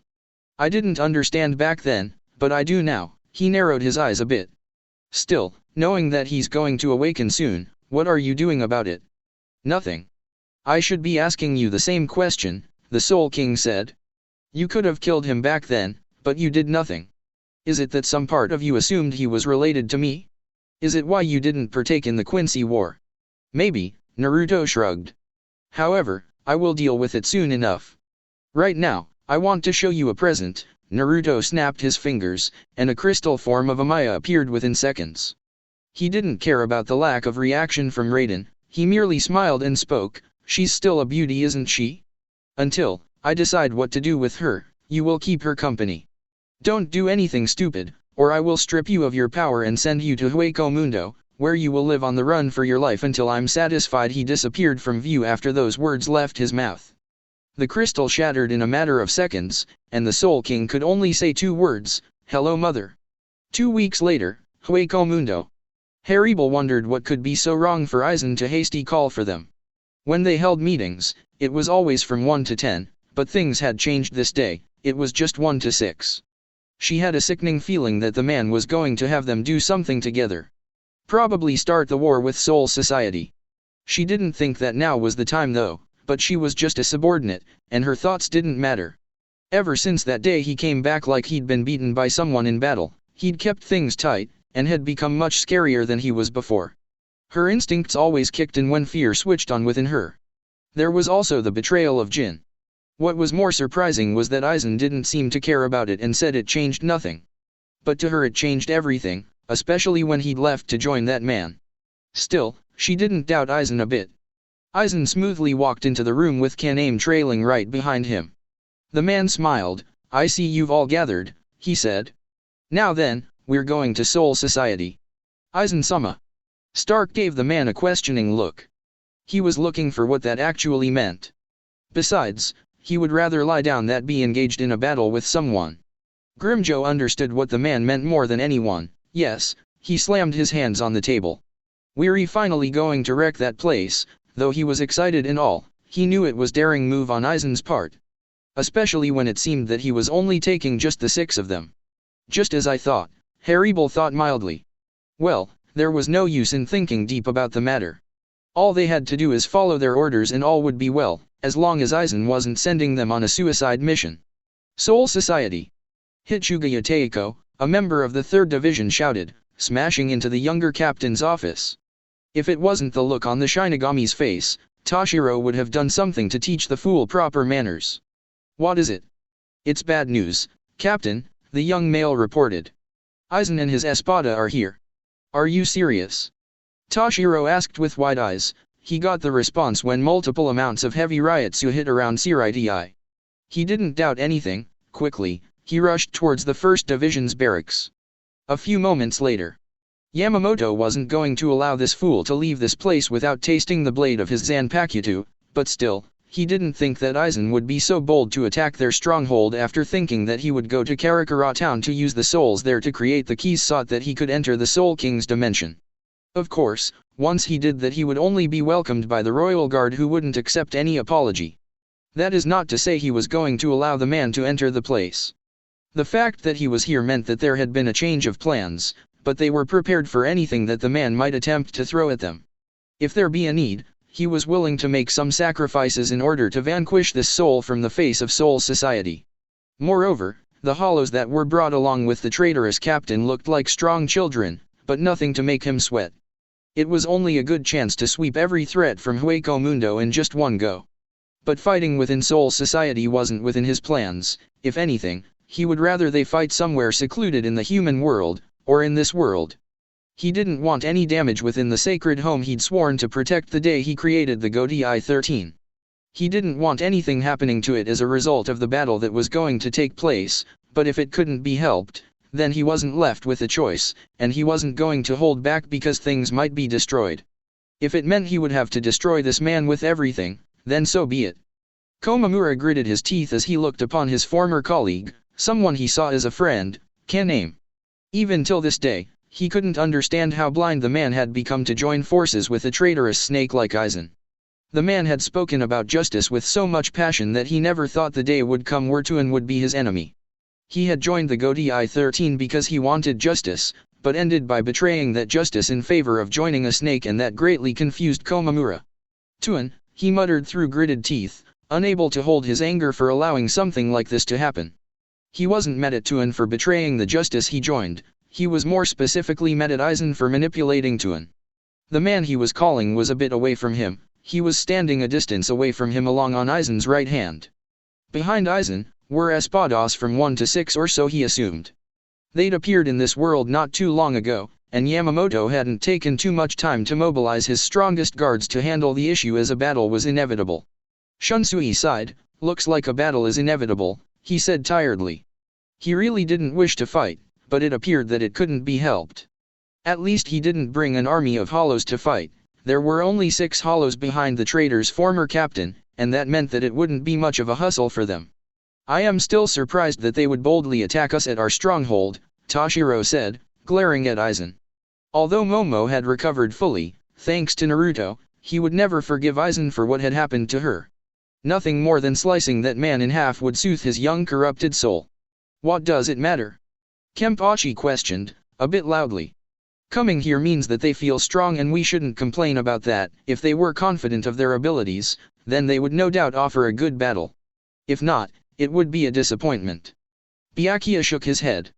That man thought of nothing but pleasing his thirst for a good battle. He was even more surprised that he hasn't pounced on Ichigo yet, because since they arrive at this place to halt Aizen's movements, nothing has been happening. But something was indeed going to happen, and he hoped to do exceedingly well as the head of the Kukaki clan, and a member of the Godai 13. But it also puts innocent lives in danger, Byakuya said. There was nothing to make certain that those hollows wouldn't move on to attack the innocents to put them on edge or just for the fun of it. Hollows tended to be mindless killing beasts after all. But then again, these were a bit special given all that Aizen has done to them. Aizen and his small army stepped forward to get closer to the Shinigami. I would imagine that we caught you off guard by coming here, but to make things fair, we've given you a time to form a strategy, but if you feel that it isn't enough, we can give you more time, the former captain stated smoothly with that smile of his playing on his face. Are you mocking us? Toshiro demanded. If anything, the man was mocking their power by saying such words. To think that he would dare say such to their face so boldly when he'd run away from this place with his tail between his legs the last time he made his appearance here. Not at all, Aizen said, still smiling, making it difficult for anyone whether he was joking or being quite serious. Either way, the captains wouldn't listen to his offer, and the king of Hueco Mundo was aware of it. Aizen, you foolish child, Yamamoto started. You made a mistake of coming here. Your arrogance will only lead to your doom. I will not allow you to leave until I have given you a beating. The Soteiko's voice was stern. Since he wasn't the one for jokes and sarcasm, no one could doubt that the eldest Shinigami was being deadly serious. Well, Aizen had betrayed Soul Society and had massacred Central 46 before he fled. He'd also fooled everyone for years. It was only given that the Soteiko be displeased with him. Aizen's actions warranted nothing but a painful execution within the flames of Ryujinjaka. A traitorous former captain and one dangerous as Aizen shouldn't be allowed to roam free within the spiritual world. Besides, the Royal Guard was already pressuring him to take action as it concerned them, but he knew they were only worried about Naruto. Speaking of the blonde, Yamamoto could only hope that he doesn't come here, because if he does, things would only become tricky and difficult to deal with. If Naruto chooses to involve himself, the danger would be that he won't be at anyone's side, but on his side, and if he got involved, the Soul Society would be in trouble, especially Siriti. Yuri mistaken Yamamoto, I didn't make a mistake in coming here, Aizen responded smoothly. Everything was calculated, and he was certain that coming here only made things interesting and pushed things into his favor.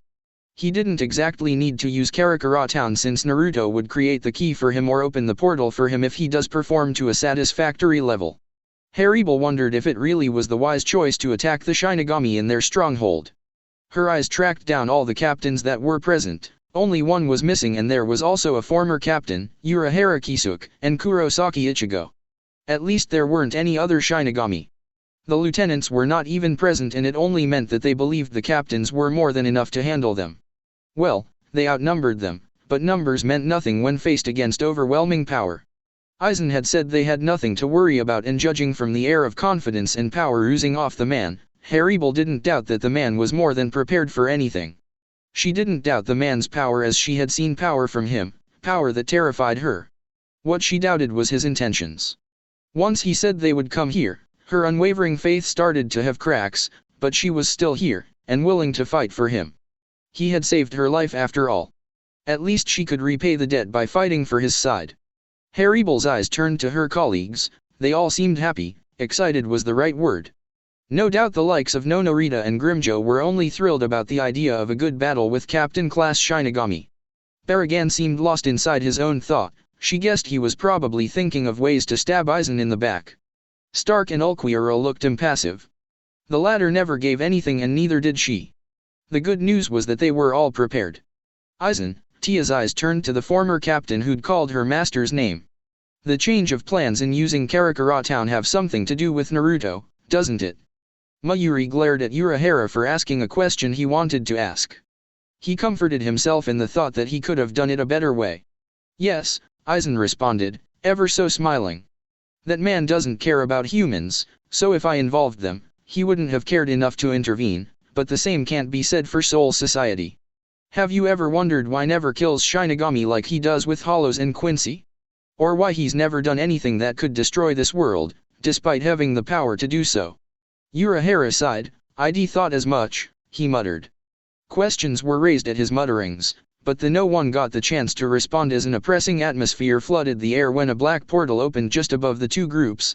Naruto and Jin walked out slowly. They were followed by two women, who looked a bit similar in body build and looks.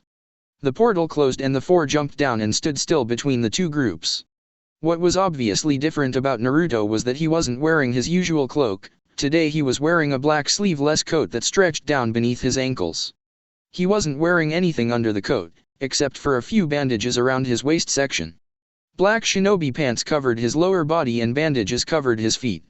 His hands were placed inside his pockets, and another thing that stood out was his ocean blue eyes. Perhaps 3 or 4 had only seen those eyes, as he usually had blood-red eyes. There was nothing different about Jin in terms of appearance.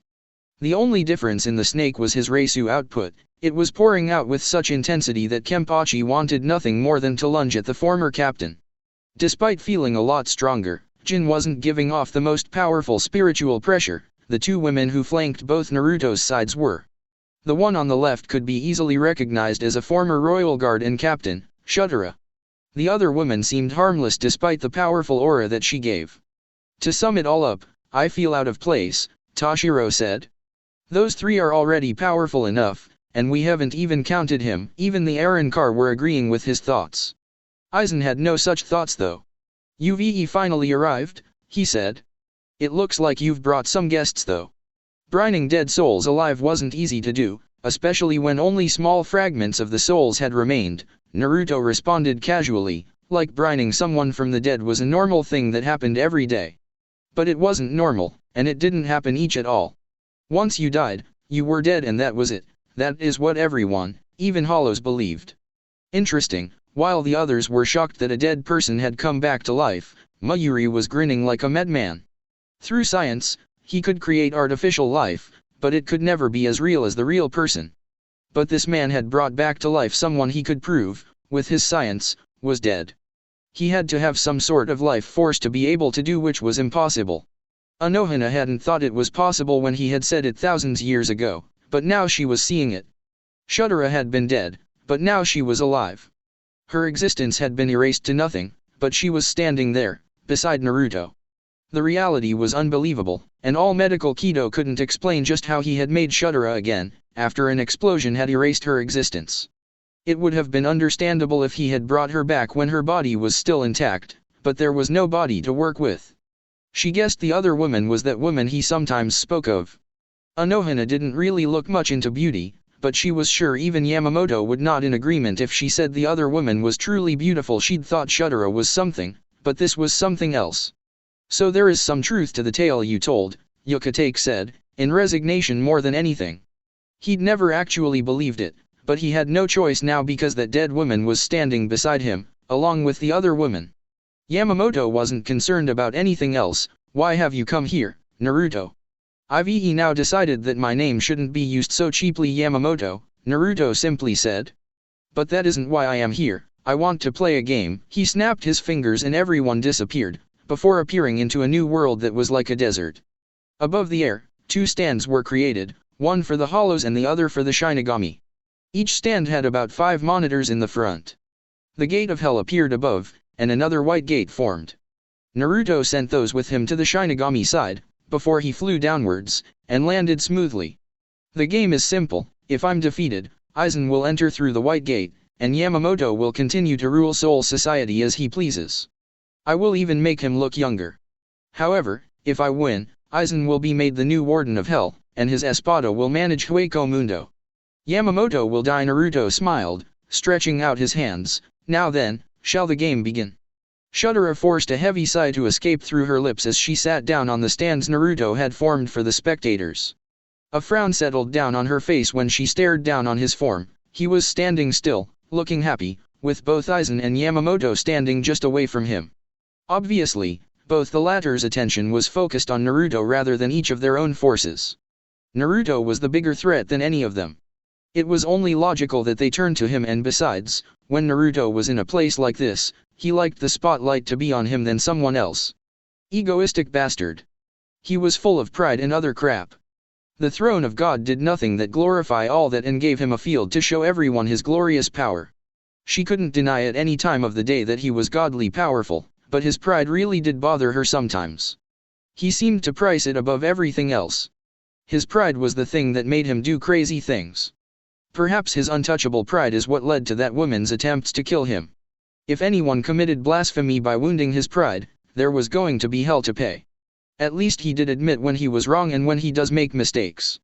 The whole situation wasn't amusing or something so trivial to be considered a game or something to kill off the boredom that he was feeling. Yes, Naruto had felt that with little to do in his dimension, since she was giving him a cold shoulder, he would relieve himself by playing a game. Did he even realize that he was playing with lives, and everything he did was going to influence the futures of Soul Society and Hueco Mundo, and by an extension, the human world? Yes, he did. Yet, he still continued to have this game of his played. Perhaps he also wanted to relieve some pent-up frustrations because things weren't going well for him. He may have reclaimed his glory, and brought her and that other woman back to life, but other than his ego being given a boost by the throne of God, nothing else worked. She wasn't laughing with him, sometimes she even weren't as far so to ignore him. That other woman smiled at him often, which did nothing but cause her inner world to tremble because of her pure anger. At least Naruto didn't seem too pleased by that woman because since he brought her back, he hadn't said many words to her. She guessed it was because he was struggling to deal with her. As much as she hated even thinking about it, Naruto seemed to care for that woman that he seemed to be unable to do any lasting damage to her. If he'd remained as he was back then, he would have done something to punish her for betraying his trust. Still, he did say he would punish her. He just didn't say when he would and how he would go about that. And since the glorified bastard had eternal life, it could even take many years for him to administer the punishment. Shudera didn't think she would still be caring about such thing by that time. Even she wouldn't be able to hold a grudge for those many years. Her relationship with that woman was almost non-existent. She was still bitter because that woman had killed her while trying to kill Naruto. She understood why she had to do it, and this just gave her more reason to hate both that woman and Naruto. Senjomaru-san, Anohana's voice started as the others settled on the stands while the male captains kept a careful eye on Jin and the other woman. Well, Shunsui was busy staring at her, obviously thinking of many ways on how to approach her. Retsu, Shudera's voice was perfectly neutral as she looked at the woman who was sitting on her left side. When did you start speaking to me so formally? As far as she was concerned, this woman always called her by her name, Shudera, or just Shudera-san. Since now, Anohana's tone wasn't high, it was perfectly normal and somewhat sweet, without any tensions. You don't seem to be in her good mood. Addressing you in a friendly manner didn't seem to be a wise choice since I don't even know what has pressed your buttons. It was obvious to anyone that the former royal guard wasn't in a good mood given the aura that surrounded her, and everyone other than her and that other woman had obviously avoided sitting close to her in fear that she may just snap any time and lunge at you. Anohana could guess that she was pissed that she got caught up in Naruto's things that cost her life. Though she was revived, it didn't erase the reality in fact that she had been dead. Shudera narrowed her eyes at the woman who spoke so calmly, while keeping her eyes down at Naruto. How considerate of you. There is no need to be sarcastic, Senjomaru-san, Anohana said keeping her tone smooth and calm. Shudera was tempted to use force to get the woman to look at her because she was sure that Anohana would even insult her without looking at her form, having the assurance that she wouldn't attack her for speaking her mind. Are you going to introduce her to us? This time, Anohana turned to face Shudera. She can introduce herself, Shudera responded carelessly, before looking down at Naruto. For someone who worked for the royal family for more than 1,000 years, you've fallen really low, Shudera, Amaya said with a smile and a tone that was calm, yet filled with authority, and she'd spoken to Shudera like an adult reprimanding a child for doing something wrong. This of course caught everyone off guard. Shudera grind her teeth in frustrations, she was powerless to do anything. Yes, as a royal guard she'd made an oath to protect the Soul King and his family, the royal family. This woman was the matriarch of the royal family, yet Shudera held some negative emotions towards her. She didn't try to boss her over her royalty or anything, it just seemed to her that Amaya was more amused about her attitude than anything. But it matters not, Amaya added, turning her eyes towards Anohana. You must be Retsu, she said. I am sure Naruto has told you about me, but my name is Amaya. Before Retsu could say anything, Amaya spoke again, this time, addressing Jin. Still, her eyes were at Anohana. Do you really wish to annoy those Arrancar that much? No word had been said between the two, but she knew that Jin was itching to be on that other side as it was more fun than here. I am missin', Jin said with a smile. Go, he won't mind, Amaya said. Jin didn't wait for anything else before disappearing in a buzz. Retsu, do her mouth then shut, and she shook her head, looking down at Naruto. Something wrong? Anohana asked. She can't speak anymore, Shudera responded. She's only allowed a few numbers of words per day, and I guess she has said all her words for the day, or he just decided to cut her off. Why would Naruto do something like that? Shudera shrugged. It wasn't their business to know Naruto's reasons, and she quite frankly didn't want to say anything about the matter. What she did know is that Naruto said Amaya's mouth was dangerous and needed to be kept in check because she could speak some curses on him. Apparently the woman only needed words to tie him down and drag him to hell. But she knew well enough that it wasn't the case. Naruto was probably just doing it to remind her that she would be punished one day. While only allowing her a few words a day was already punishment enough, Naruto saw it as nothing. What kind of game is going to be played here? Toshiro asked, getting more into serious matters. Though, he asked, he didn't want to be dragged into a simple game when lives hanged in the balance as well as the future of Soul Society. And he wasn't going to play a game unless he was left with absolutely no choice but to engage. Before anyone could respond, Naruto started speaking through the monitors. Are we going to begin with the game, Aizen, Yamamoto? Do you think that I have the time to play games with you, Naruto? Yamamoto questioned, sternly. I will not take part in any foolish games. Aizen chose to remain quiet, for now. I will take number 4 from Aizen's side, 11 from Yamamoto's side, and the human, Naruto stated, ignoring Yamamoto. The 3 people he'd called were dragged down to the ground with him, the 2 leaders. This will be the preliminary round, and the final round will be the 3 of us battling. For now, you 2 can watch from aside while I warm up with the children. That is, Yamamoto was cut off by Naruto. Shut it, Genri Yusai, he said calmly. This is a simple matter. I'm going to fight with these 3, and then dance with you and Aizen. It will be 3-on-1 and 2-on-1, all the way. For now, shut it, and watch the warm-up session or I will blow up the first division barracks. Yamamoto narrowed his eyes. Can you even do that? Shudera shook her head at Yamamoto's daring response. Naruto wasn't too happy to be making idle threats, not when she was giving him the cold shoulder. She watched as Naruto held out his right hand and a black ball appeared. We're actually closer to Shirai than you'd think, he said as the black ball disappeared from his palm. He then snapped his fingers and really huge image of the busy barracks of the first squad appeared in front of him. The black ball then appeared just above the offices of Yamamoto, before crashing down in a blur, and the explosion that occurred next happened in a blur that raised a huge black smoke.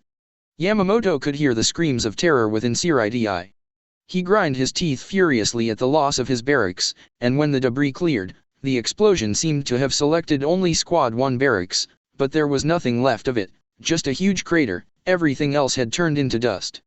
The second division will follow next if you don't back down, Naruto said before the images of a terror-filled Shirai disappeared. Mark my words, Naruto, I will make you pay, Yamamoto threatened coldly before making a distance. All that talk was starting to bore me, Kenpei stated, placing his katana on his right shoulder, while staring at Naruto with a grin on his face. He was itching to swing his sword at that man, but still displeased that he had to share the stage though.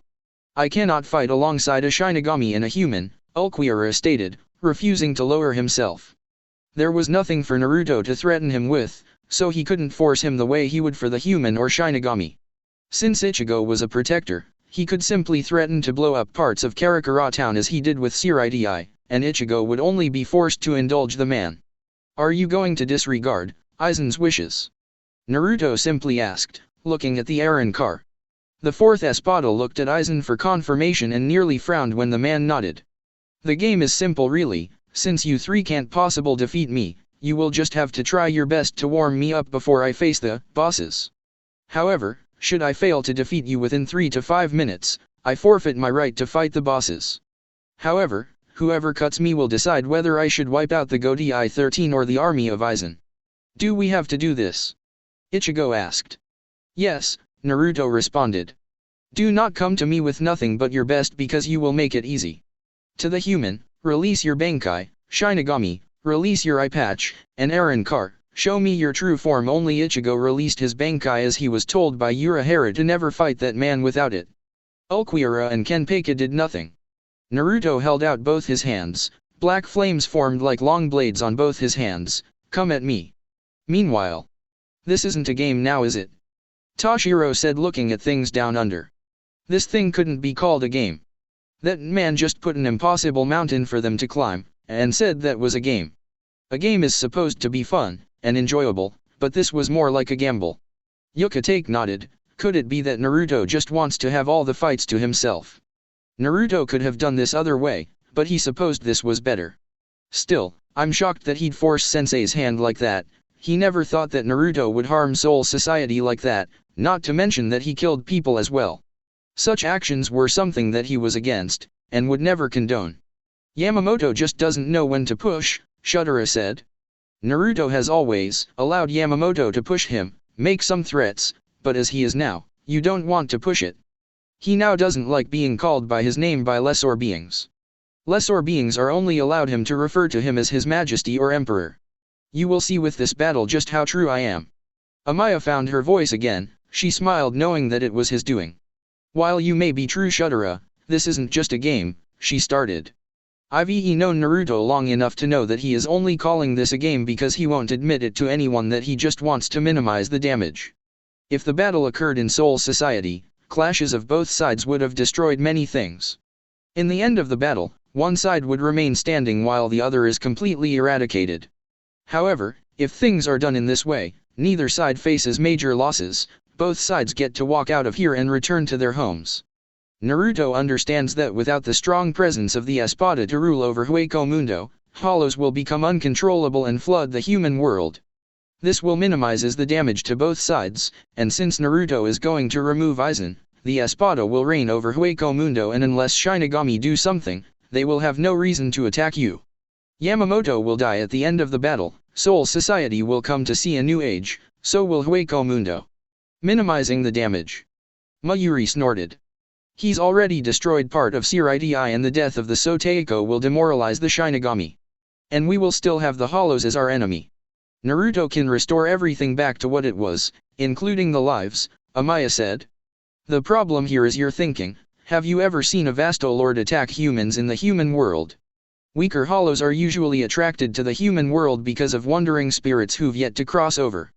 And the only reason this war exists is because of Aizen. So you're saying this is our fault, as Aizen was one of us? Byakuya questioned, looking straight at the Shinigami. Partly, Amaya responded. Hollows and Shinigami have always been enemies, but in most cases it is Shinigami who make things bad. I did say if Naruto hadn't intervened, one group would have been eradicated. Even if you defeated them, you would have still killed them because they are too dangerous. Hollows will always be hollows, and Shinigami will always rid of any hollow that enters the human world or Soul Society, but we mustn't provoke things simply because we can. Back with Naruto. Why are you doing this? Ichigo asked, staring at the self-proclaimed emperor, while holding Tensei Zanjutsu firmly on his right hand. He wasn't going to do anything rash that would result in the same situation as it did with Yamamoto. But fighting here means that if they defeated this man, then they could deal with the hollows and Aizen. But what was stopping the Espada from attacking now? Nothing, Naruto said, answering Ichigo's thoughts rather than the question that left his mouth. Spectators are spectators, anyone who attempts anything outside from the ground will be punished. Besides, this is my world, those who aren't participating will remain as they are. Enough, Ichigo! Kenpeki yelled, readying his katana. There is no time to talk, let us get this over with. However, if you get in my way, I will cut you down, the 11th Division captain stated before darting towards awaiting Naruto. He wasn't kidding about cutting Ichigo if he does get in the way of the price, even the hollow would suffer the same fate if he attempts anything.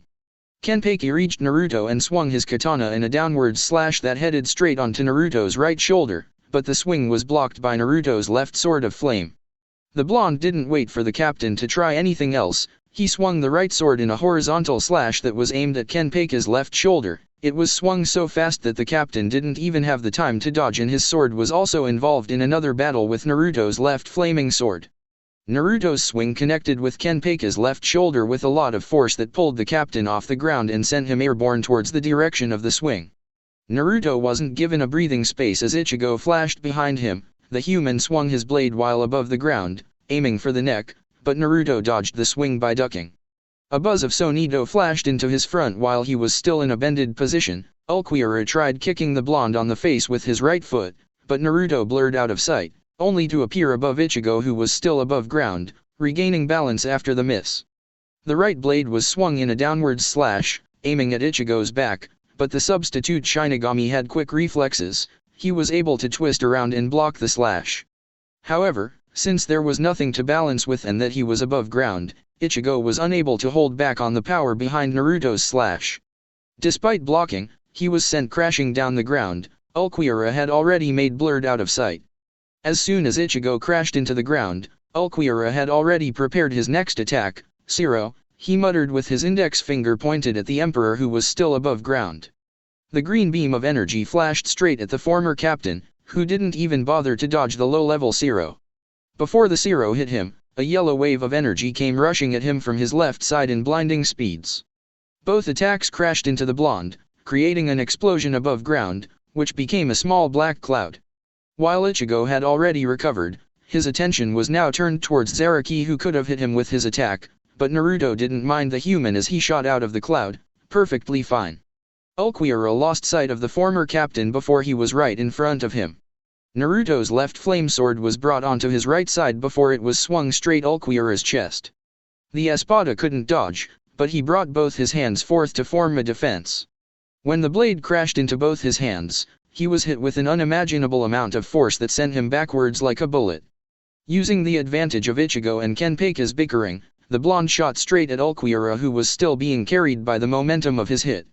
The espada couldn't do much because the momentum didn't allow him right of balance. His eyes could watch helplessly when Naruto's right sword charged straight at his neck from the left side, but in the nick of time, the blonde's blade dispersed, and instead, his right hand caught him by the right shoulder and brought him closer, before twisting him around. He was welcomed by Kenpaku's katana that was swung in a downward slash. The slash cut through from his chest going downwards. Kenpaku merely grinned. He had said he would cut anyone who stood in the way. His grin didn't even falter when Naruto's black flaming sword pierced through Ulquiorra's chest before catching him on the right side of his chest. Despite the sword leaving a gash that allowed his blood to escape, Kenpaku shook it off before swinging his blade again. While he was doing that, Ichigo blurred into the sight behind Naruto.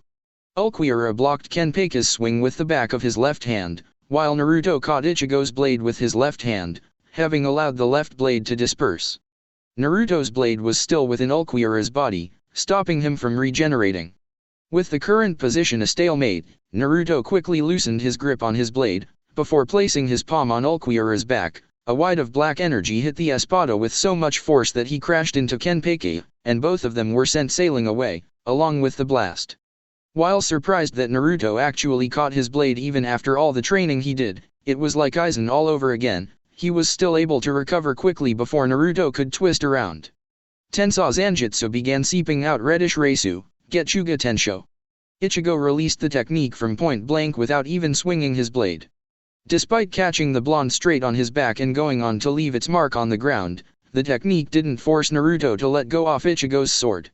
Ichigo wasn't given a time to indulge his surprise because in the blink of an eye, Naruto twisted around, clockwise, while his right hand firmly had the flaming sword. Despite blocking the attack again, Ichigo was still sent sailing away like a bullet before hitting the ground.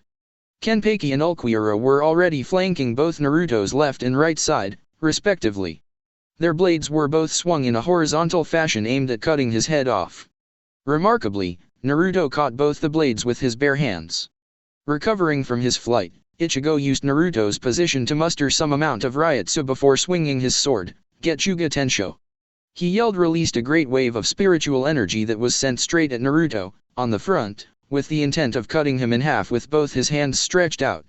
Naruto only strengthened his hold on both blades before the Getchuga Tensho collided with the front of his body. It did nothing more than push him back a little, while his grip on the blades did not loosen. "How insulting," Naruto said as the smoke that had covered his form began to clear. "Do you really plan on fighting me like this?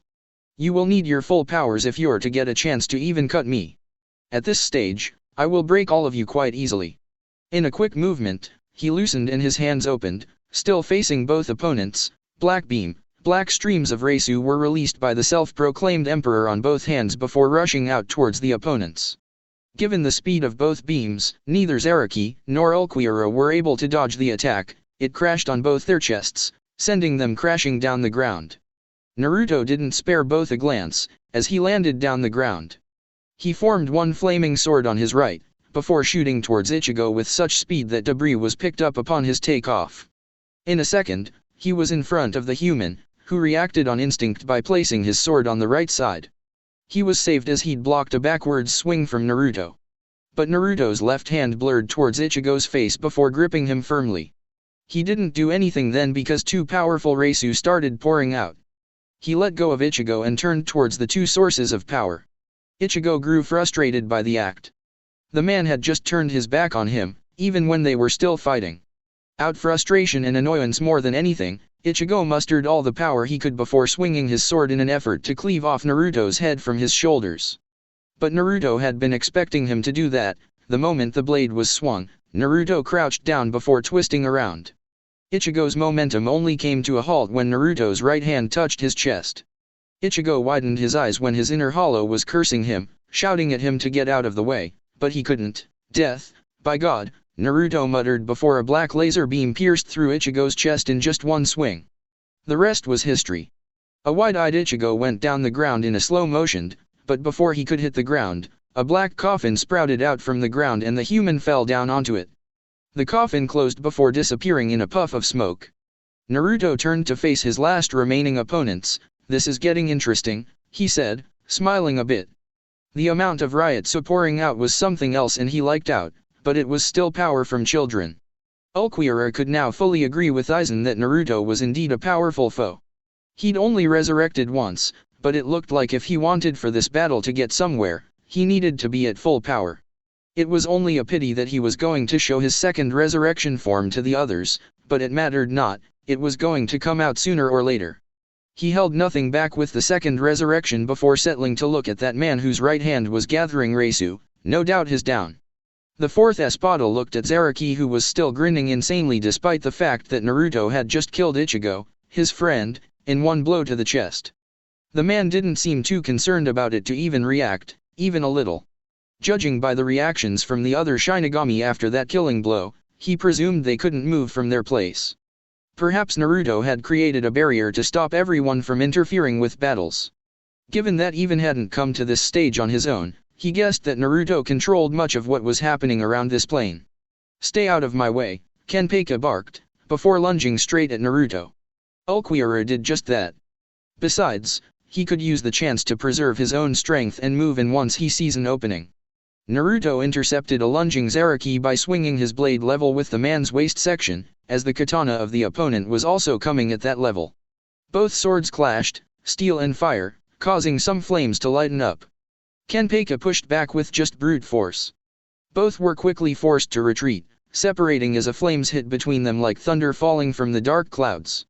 A way heavier Ryotsu, much stronger than Kenpei and Ulquiorra's, hit the battlefield with so much intensity that the Ryotsu of both the former and latter was completely shut as though it was inexistent. Ulquiorra took an unconscious step backwards at the furious-looking Captain Commander, who by now had his scar-filled upper body exposed as his flames began pouring out slowly, with so much heat that made breathing a little harder. Yamamoto stood still in all his menacing glory, glaring at Naruto dangerously. If Kenpei had never respected the old man's power, now he did. He couldn't even feel his own power because Yamamoto's overwhelming Ryotsu had somehow dripped its fangs into his flesh. Even when breathing was a little hard, the 11th Division captain wasn't afraid, it was just the opposite of it, he was growing excited by the second. Enough of this foolishness, Naruto, the power behind the tone would have made any man submit. As his flames suggested, this man wasn't a happy Shinigami. Earlier. Damn it, Urahara cursed as Naruto blew a hole through Ichigo's chest. That was no doubt a killing blow. "Isshin is going to kill me," he said, visibly fearful of the death the former 10th Division would deal upon him when he learns that his son was killed by Naruto, and he was supposed to protect the boy rather than watch helplessly as he dies. "Why would he go that far?" Urayuki asked, looking around. "Damn it. We can't even move." Somehow, the movements were restricted by a powerful invisible force. She couldn't move to join in the battle and it didn't seem like anyone in the stands could do that. "Even I wasn't expecting it," a serious-looking Shunsui stated, looking down at the blonde who by now was faced by two opponents who seemed ready to fight in full power. Ichigo hadn't done anything to warrant his death, so he couldn't understand why Naruto would do something like that. "You worry too much," Shudera said casually.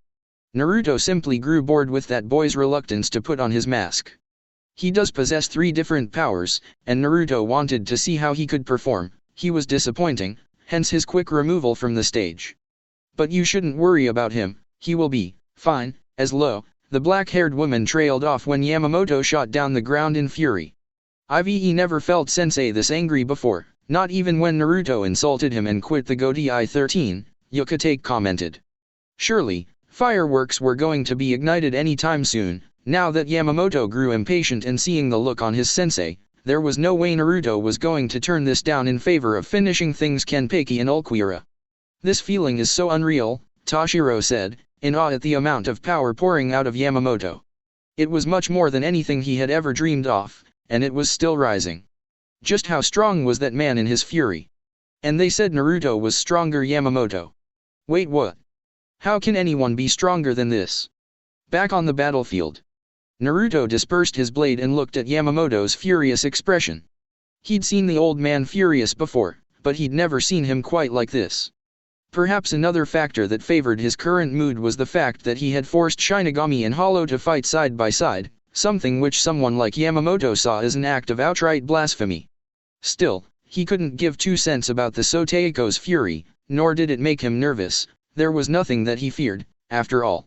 If we hadn't started things this way, we couldn't get you into the spirit like you're now, no. Naruto looked at the captain commander carefully, while he ignored the presence of the Espada and Kenpeki for the time being, as Yamamoto was much more interesting than mere children. The warm-up wasn't just to get Yamamoto fired up really, he had his own reasons for doing it. It wasn't that he actually needed a warm-up to fight Yamamoto and Aizen. He wanted to see how the Shinigami would react to these, and how it would make the human feel when put together in the same class with a Hollow. As far as he saw, and could tell, the human didn't hold any grudges with Hollows in general. He wasn't actively trying to rid of both him and the Hollow at once. In fact, he'd plainly avoided confronting the Espada and went on the offense on him. As a god of the spiritual world and a former god of Hueco Mundo, Naruto had a responsibility to uphold. As a force of nature that shouldn't really take up an active role in living a life, he was supposed to keep a balanced flow of things, and the fact that more humans had now become affiliated to the spiritual world only meant that there wasn't proper governance. The more humans became spiritually exposed to spiritual power, the more they became aware of it, and the more the secret undertakings of the Shinigami come under the threat of being known to many humans. Hollows were moving to the human world much more than what they used to in the previous generations, but because things were out of control, there were Hollows chasing after a spirit within the human world at this time. As God and one with the power to shape all things, he had to correct everything that had been screwed by both Shinigami and Hollows. Yamamoto ignored Naruto's question in favor of exploding once more. The flames that were pouring out of his blade erupted into a sea of flames around the battlefield. The flames increased the heat that would have turned a human into ash in mere seconds. It took a few moments for the flames to disperse into a mist of unbearable heat. I told you that I wouldn't forgive you, the Soteiko started in a hardened tone. And I haven't changed my mind, I will not forgive you. Relax, Yamamoto, there are still children behind you, Naruto said, not minding the heat, the least. His body could adapt at any given condition. While Aizen was slowly descending, Naruto's left eye morphed into the Mangekyo Sharingan, and he turned to Kenpeki, his index finger pointed at the man. I wanted to see what you could do since you're the one who defeated Yachiroa, but you will have to rest now and allow the adults to engage themselves. Zaraki retorted, like hell I will, not when he was pumped up like this. He was going to fight, and the only to keep him out of the battlefield would be to put him down by cutting off both his legs. Only total defeat and loss of consciousness could keep him away. Your opinion in the matter wasn't requested, Naruto responded calmly while the blades on his eyes started to spin clockwise in a hypnotic manner. He took several steps forward before completely vanishing out of sight. The Espada were shocked when he appeared at the stands, in front of Baragan, right palm on the dethroned king of Hueco Mondo's chest. Judging by the slightly wide eyes of the man, he hadn't felt a damn thing. Shinigami, get your filthy hands off me, Baragan growled, as he tried moving his hand, but his eyes only widened further when he realized that he couldn't move them. Though his jaw could still move, the rest of his body from the shoulders couldn't move. What did you do? Fools like you can never reach me, nor can you withstand my might. But let me tell you the reason you can't move, It is because all functions of your body have been rendered useless by the touch of God, and the reason you can't feel control of your power is because it is in the palm of my hand, Naruto explained lightly. Fool! Do you think you can control my power? There is no one other than me who can control it. Naruto shook his head. Yuri the fool, and truly a disappointment for a hollow year status, he said, gaining a stern tone. Yuri an annoyance, and your insistence on becoming king again doesn't bode well with me. As a former god of Hueco Mundo, it is by virtue of being the former strongest being living in that place, to select who should rule. Kami has rejected your rule, Baragan. Naruto didn't allow anyone to act before he muttered the final words, death by God. Unlike with Ichigo, the technique didn't just blow a hole through Baragan's chest, no, it erased his entire upper body, leaving all but ash to fall down the stands along with the lower body. Death by God killed anyone, no matter how strong, it was a law of God. The technique was one of those one-shot, one-kill technique. The only requirement for activating the technique was contact on the chest of the opponent. Without that kind of contact, it wouldn't be death by God, but an attempt to kill by God. Naruto noticed that none of the Arrancar was attempting to move towards him to attack, but their guards were held up well enough that he couldn't attack without one realizing it. He knew that they wouldn't care about the death of this fool. Baragan wasn't the most liked Espada, and his attitude left little to be desired. He flashed back to the battlefield in buzz that sounded just like Sonito, but a lot faster. By the time he returned, Aizen had already settled just away from Yamamoto.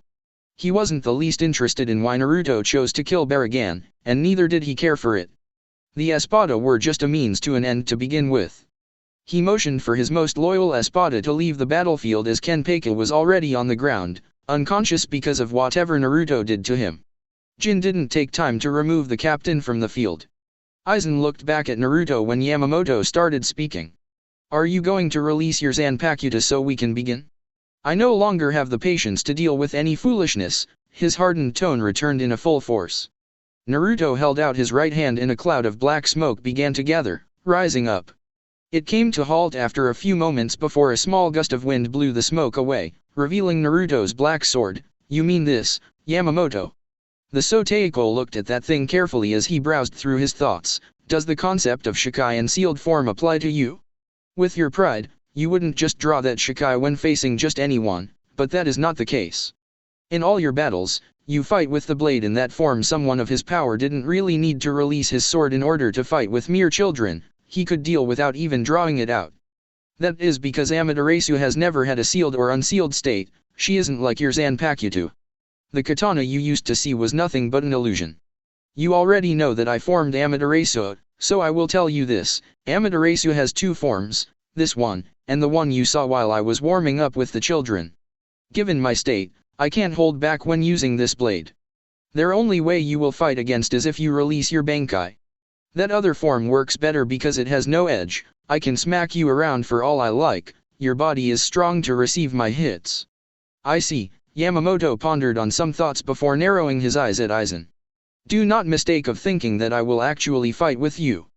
But when I go after him, I will ignore you until he's dead.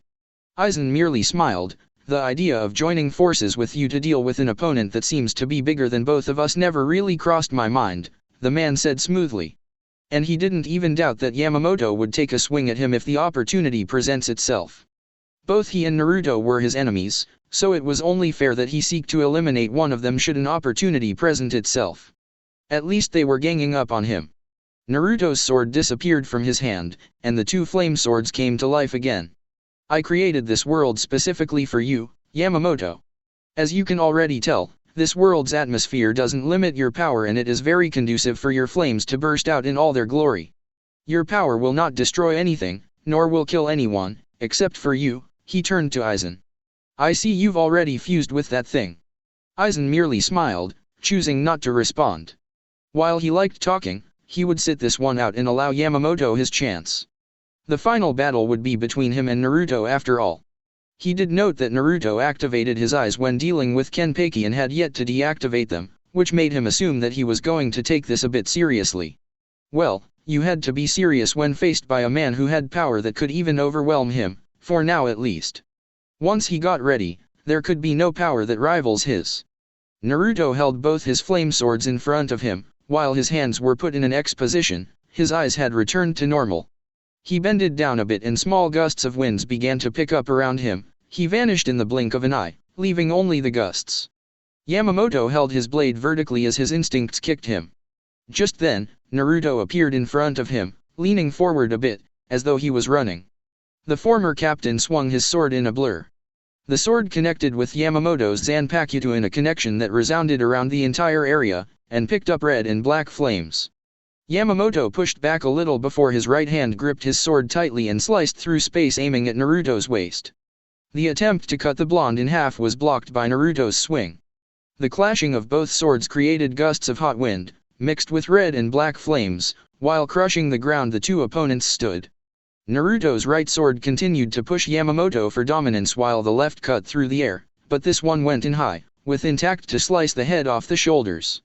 The Soteiko showed he wasn't just called the strongest Shinigami for show. Even when still trying to push Naruto, he managed to slide the blade towards the ground and pinned it down. In a fluid movement, he attempted a leg sweep, but Naruto jumped up to avoid the assault. "I hope it is okay if I join in," Aizen stated as he appeared in front of Naruto, who was above ground after dodging Yamamoto's blade.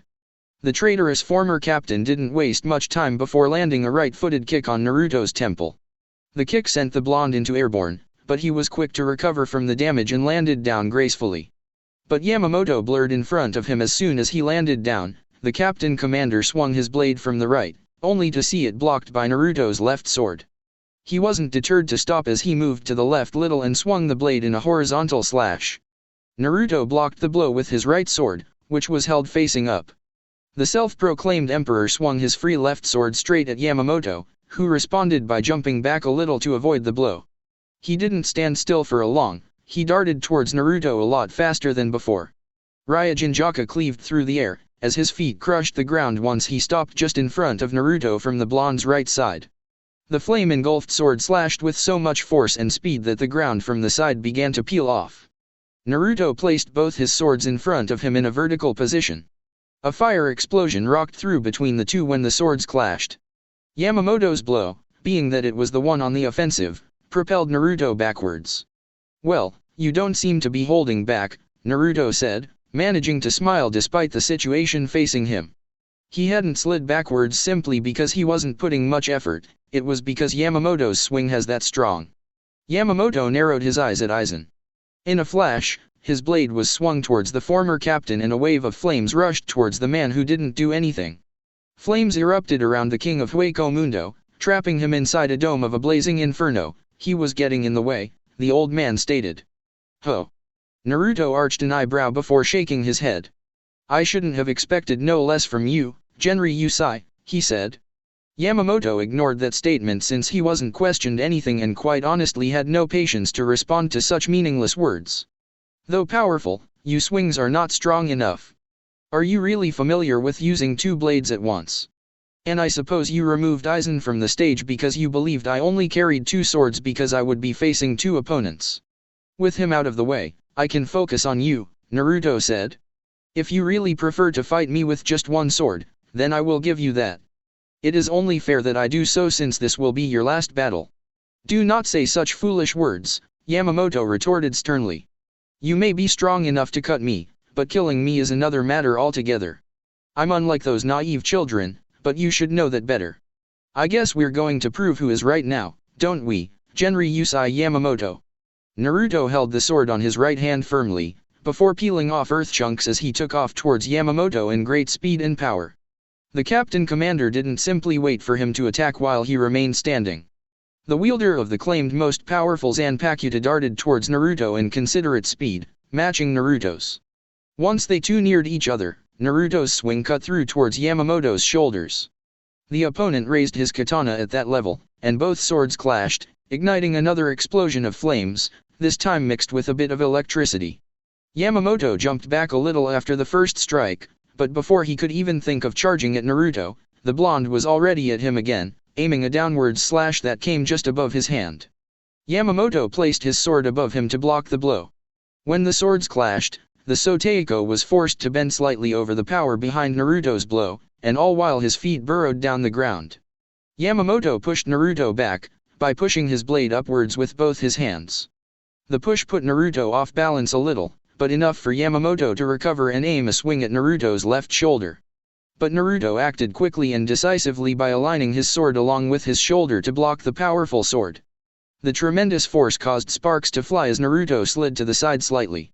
Naruto didn't get a chance to breathe as Yamamoto cut the distance that had been created in seconds while his katana cleaved through the air from his left side, going towards Naruto's right around the middle section of his body. Naruto placed his blade in the same position as he on the previous blow to block the attack. He was again pushed to the side by the amount of power Yamamoto was putting behind his swings. The Captain Commander took the air as he charged again for his next blow. More flames flickered around Ryujinjaka's blade as he swung the blade in a downward slash. Naruto made no attempt to block the blow, he quickly jumped back to avoid it, causing Yamamoto's blow to hit the ground in a loud boom that created a crater. Naruto took the opportunity to dash towards Yamamoto while he was still trying to pull his katana from the ground. The blonde didn't waste time in reaching the Captain Commander, his left foot touched down the ground before he twisted around, aiming a high kick towards his opponent. But Yamamoto showed why he was the Captain Commander. He blocked the kick with his left hand before it could even reach him and only managed to bend a little. "Is that all?" he asked, with a narrowed look at the blonde, who still had his foot raised high. "Hardly," Naruto responded before initiating another attack. Once both his feet touched down the ground, he moved onto his left a little to give himself more space. The right hand freely swung the sword with such tremendous speed that it was nearly invisible and Yamamoto only at the time to hastily put Ryujinjaka in front of him for defense. Once Naruto's sword connected with his, Yamamoto was sent rocketing away from Naruto. The Soteiko recovered quickly by crouching down a little and gripping the ground by his right hand while the momentum carried. Once he'd finally stopped, he stood up straight and switched his katana to the right hand. "Your swings are becoming stronger by the minute, and you don't leave many openings. You're still good as before with you handling of the sword," Yamamoto stated. "But you will have to do better." "You mean?" Naruto took a single step forward before completely blurring out of sight. Yamamoto quickly twisted around as he was able to follow the movements. Like this, if he was expecting Naruto to swing his blade, he was dead wrong. The blonde had his right hand facing him with its palm open. Amaterasu no Kuroburusu, a stream of intense flames formed from thin air and rushed at Yamamoto, before engulfing him. When the black flames died down, Yamamoto was seen standing, knees bent a little, while both his hands formed an X position just in front of his face. Black smoke was coming out of his body, which spotted no burns. But considering the smoke coming out of his body and the gritted teeth, that was no painless experience for him. Once Yamamoto removed his hands from his face to look up to Naruto, he cursed when Naruto snapped his fingers, and a number of spears of black flames formed from thin air all around him. "Amaterasu no Kokuso," the blonde muttered before the 30-plus spears all charged at Yamamoto at once. Boom! An explosion mixed with black and red flames tore through the battleground. The explosion increased the heat around and picked up some debris from the desert-like field. Once the cloud of mixed flames died down, a sizable crater remained from the explosion and an unharmed Yamamoto standing in the middle of the crater. He had some bruises though, instead of burns because of the flames. "You protect yourself by calling upon Ryujinjaka's flames," Naruto stated, smiling though, despite Yamamoto escaping from his attack unharmed. "A blow such as that would have harmed anyone. Using your sword in that form seems to rob you of your usual sword's abilities," Yamamoto stated. "But in turn, does it give you more control over Amaterasu's flames?" He had noticed that Naruto hasn't used the sword for any other ability. Knowing him, it must mean he can't, otherwise he would have already. Naruto shook his head. "Didn't I ever tell you before? These black flames weren't originally Amaterasu's. They were flames I controlled myself. I just handed them to Amaterasu when I created her. But that doesn't mean that I still can't control them freely." What Yamamoto didn't know was that he only did that because it would enable him to access the flames without even using the Sharingan, since there was another source of those flames in the outside. "Let us get back to it, shall we?"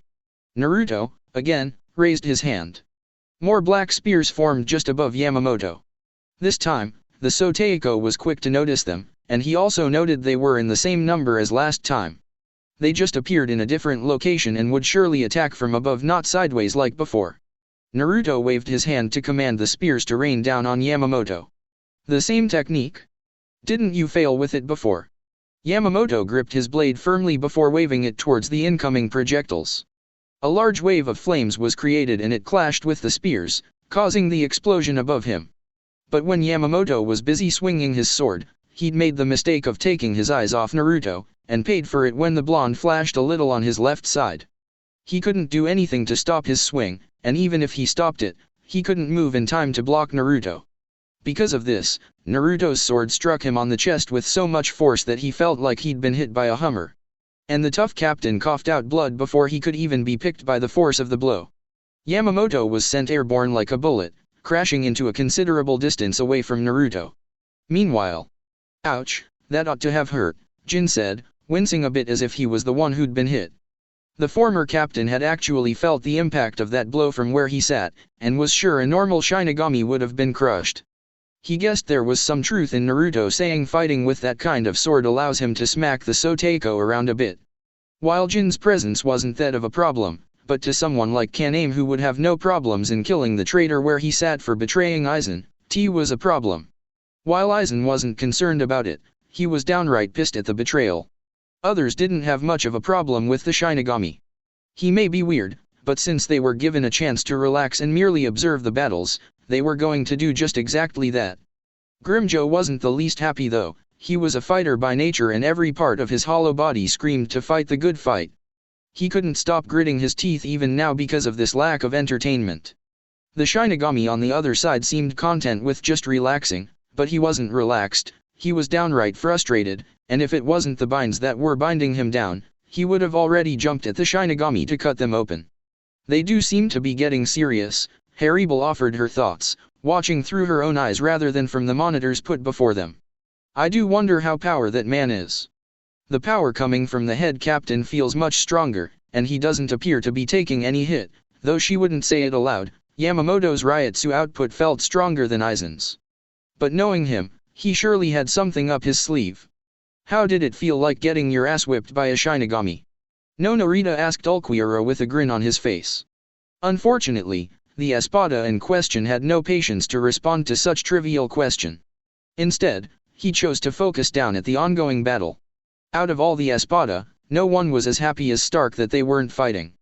He may be number one, but he had no love for fighting. He would only fight when there is no choice, but he'd been offered the time to relax here and that was much appreciated. How strong is he? He asked Jin. He couldn't feel a bit of the man's power, so he had to rely on information from others and what he was seeing to be able to tell. I don't know, Jin said. But he was powerful enough to defeat Aizen even without his full power. Back at the fight. I was thinking that there was no steel within those flames, Yamamoto stated, after he'd returned to the scene. However, regardless of how much powerful your flames are, they cannot be compressed hard enough to stand Ryujinjaka's swing. Naruto offered no words in response. He darted towards the captain commander, holding his blade with his left hand. Once he reached the head captain, he swung his blade towards the neck. Since his sword had no edge, it wouldn't cut Yamamoto even if it did hit. The opponent didn't block the swing by his blade, he merely caught the flame-shaped sword with his bare right hand. Like you said, it has no edge, and your left hand is 2 times weaker than your right hand. Catching this sword isn't a risk. Only some mild burns will suffice, Yamamoto said before swinging his katana downwards, across Naruto's chest, cutting him. Yamamoto did stop there, he loosened his grip on Naruto's sword, and jumped back a little. Teimatsu, a simple wave of his sword created a wave of intense flames that reached Naruto in seconds, consuming him in moments before he could even think of escaping. Once the flames died down, Naruto's form became visible, he was standing still, the cut on his chest still visible, and his coat has burned down him downwards till his middle section body. While the blow was powerful enough to turn many Shinigami to ash, Naruto wasn't normal by any means. The wound on his chest closed up in a second while Yamamoto watched. Not even a single burn, Yamamoto commented dryly at the result of his blow. He may have cut the blonde, but the wound had already been healed and Naruto wasn't the one to run out of stamina, and this would go on for a while until he releases his Bankai. Not quite, Naruto responded. That actually burned and gave me some burns, I was just quick to remove them. Still, if you're going to dig a huge hole, you're going to have to do better than this, Yamamoto. You haven't been doing any better yourself, Yamamoto retorted. Let's try this again.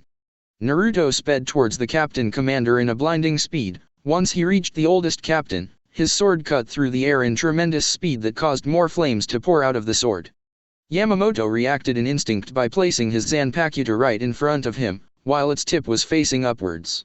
The sword of Naruto clashed with Ryujinjaka violently, with enough force to propel Yamamoto backwards for a considerable distance. The clash of the swords released a powerful shockwave that tore through the ground, like a sonic boom. Even though he had tried to put all his power to block the swing, Yamamoto felt some powerful tremors from the clash of the swords, and he could no longer doubt it now. There was a thin steel covered in black flames in Naruto's sword. It wasn't just pure flames as Naruto liked them to believe. Upon stopping from the momentum, Yamamoto dropped his blade down on the ground. The swing had been way powerful than any swing he'd experienced in all his life.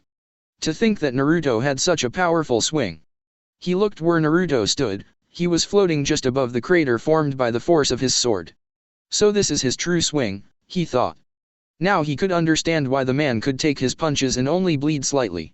Normally, his fists were enough to shatter the body of a soul or a hollow. Still, he would not be bettered in a battle of physical strength. He could still do better than what he has been doing until now. The former captain blurred out of his sight before he could even pick up his sword. Yamamoto only had the time to place both his hands in front of him for a defense when he saw Naruto's sword rushing towards his chest, but the sword never reached him. Instead, Naruto's sword disappeared in the blink of an eye. The former captain held out his right hand, facing Yamamoto with his palm opened. "Ground zero," he said before an invisible force forced Yamamoto down the ground in a blur. Naruto's sword appeared again on his right hand, and he held out his left hand as if he was expecting to catch something. The sword on his right hand was swung straight at Yamamoto's chest, who was recovering. Yamamoto made all his efforts to strengthen his body with his Reisu just so his rib cage couldn't break from a swing that was glaring dangerously at him. Once it connected with his chest, he thanked his instincts. The blow picked him up from the ground, but was never allowed to go airborne as Naruto's waiting left hand caught his right foot before he was slammed down the ground. Naruto's right foot followed soon by stomping on his gut. The sword was pointed at his neck, just touching below his chin. "Why are you still holding back, Shinji-kuni? Should I cut you into pieces for this mockery?" Yamamoto narrowed his eyes a bit as his Zanpakuto flashed into his right hand. Naruto was quick to notice and attempted to jump away a little, but Yamamoto threw in a vicious swing, coated with intense flames. The sword cut through Naruto's right hand swiftly. The former captain attempted to put some distance, but a furious Yamamoto was in front of him in a matter of a second. He swung Ryujinjaka in a downward slash that zipped through Naruto's chest, leaving a gash that spat out a crimson liquid. Yamamoto followed this by swiping his blade towards the opponent, Teimatsu. He yelled before a wave of very, very intense flames rushed towards a bleeding Naruto. Upon clashing with the former captain, a loud flaming explosion occurred through the ground with powerful gusts of wind. When the calm was restored, Naruto was standing still, face buried within both his hands. The right was still cut. His entire upper clothing had been burned and the visible part of his body was spotting burns. Naruto held out both his hands and looked at Yamamoto with a smile. "The power of your fury, it certainly does pack a punch," he said while his body burned all the burn marks, and his arm regrew as well as his clothing. He now looked perfectly fine. "This is nothing, and you should do better if this is to end soon," Yamamoto gave his response. Naruto looked amused. He switched his sword into his left hand and raised his right index finger. Yamamoto lost sight of the blonde for a moment until he appeared a few inches away from him. His eyes only widened a little. That was fast. Guess he should have expected it. There was a time when Naruto was the fastest Shinigami in Soul Society by miles. He did, however, rarely showed his skill and speed. "I can reach you anytime, Shinji-kuni," Naruto said, the index finger now poking the Soteiko on his left shoulder. Byakurai, the pale blue lightning shot through Yamamoto's shoulder. The head didn't even so much as flinch in pain nor even mind when blood started to leak out of his shoulder. He chose to retaliate when Naruto moved back a little. He swung his katana vertically aiming to cut through Naruto's gut. The blonde moved back a little, again, while raising his right foot high. Just as Yamamoto's blade was about to pass by him, he hit it with the back of his foot, forcing it to pin down the ground. Yamamoto didn't waste time to act. In fact, he acted before Naruto could. He let go of his blade, lunged at the blonde in a quick jump. Both his fists crashed into Naruto's gut with so much force that there was a resounding boom when they connected. The blonde was sent rocketing away. In lightning speed that could only be expected from the head captain, Yamamoto picked up his katana and blurred just above Naruto. Teimatsu. Boom. Naruto was forced down the ground, the intense flames like a bullet. The crashing, plus the wave of flames, created a large dome of flames that stood still for a few moments before settling. When it did, Naruto was lying inside a crater by his back, both his hands stretched out wide. Yamamoto saw it when the burns all over his body disappeared, and it made him wonder how powerful his instant regeneration capabilities were. Well, that was unpleasant, the blonde muttered. He didn't get a chance to get up as Yamamoto crashed down on him with the intent pierced through his forehead. But Naruto managed to slide his head to the left just in the nick of time to avoid a blow which wouldn't have been good for his health. "Yuri, not being merciful, are you?" Naruto asked Yamamoto, who was just above him. Naruto quickly placed his right hand just about Yamamoto's chest. Zero, a powerful blast of black energy collided with Yamamoto's chest and wasn't kind enough to leave it as it was. The blast lifted the Soteiko above the ground. When he reached high above, Naruto was already waiting for him.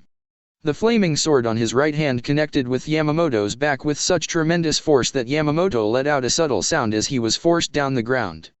Boom. Large chunks of earth were uplifted by the crash of Yamamoto. Naruto wasn't quite done yet. He held out his right hand in a black ball of condensed energy. Ryotsu bomb, he shot the ball into the chunk of earth and debris still above ground. Boom. Another explosion rocked through the ground. This time the explosion was black, and formed a large dome that washed the battleground with powerful gusts of winds. The gusts rocked through the field for a few moments before everything calmed down. But that calmness only lasted for a few seconds. Bankai, Zanka no Tachi. A breathless amount of Ryotsu exploded from Yamamoto with so much potency that the hollows felt one feeling within the bones: fear. If the intense heat that was now making it difficult to breathe, the Ryotsu pouring out was enough to make a proud hollow piss on his pants, if hollows do take a leak. There was no doubt, this man was stronger than Aizen in terms of pure spiritual power.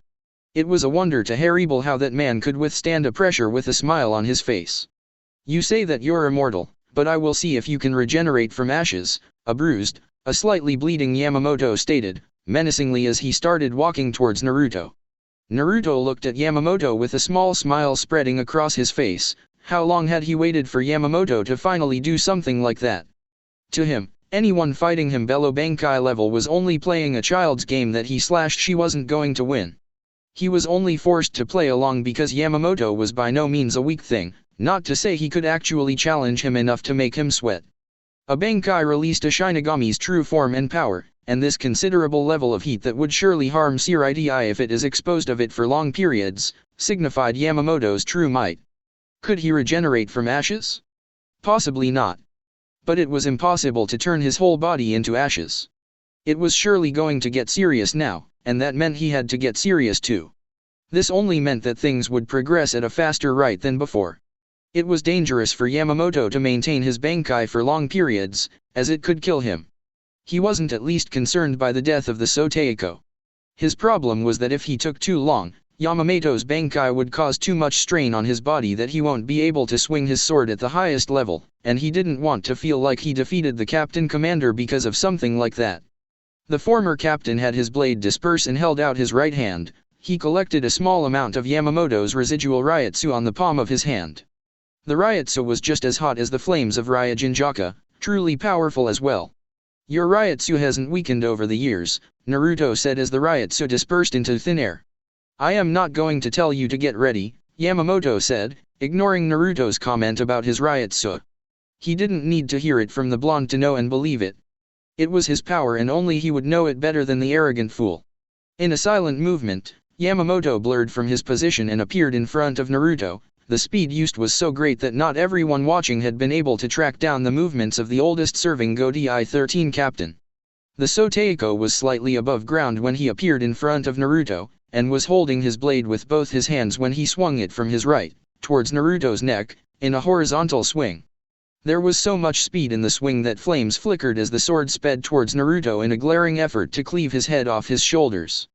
Naruto's reaction was to raise his right hand, palm facing Yamamoto's strike, with the Rinnegan activated. While Yamamoto's blade didn't reach his palm, it connected with an invisible barrier. The collision was followed by a resounding boom that sent a powerful shockwave through the battleground, and tore through the very ground below the two, leaving a crater, and chunks of earth falling down the ground. Despite all that, Naruto didn't move a muscle, nor did Yamamoto. But that didn't mean that the captain commander wasn't at least surprised that there was a technique that could block his swing. Even with your Bankai, you cannot reach me unless I permit you, Yamamoto. I allowed you to cut me so to give you some confidence. But now, I want to show you the power of God, Naruto stated. I am going to crush all your confidence, bully you and then kill you.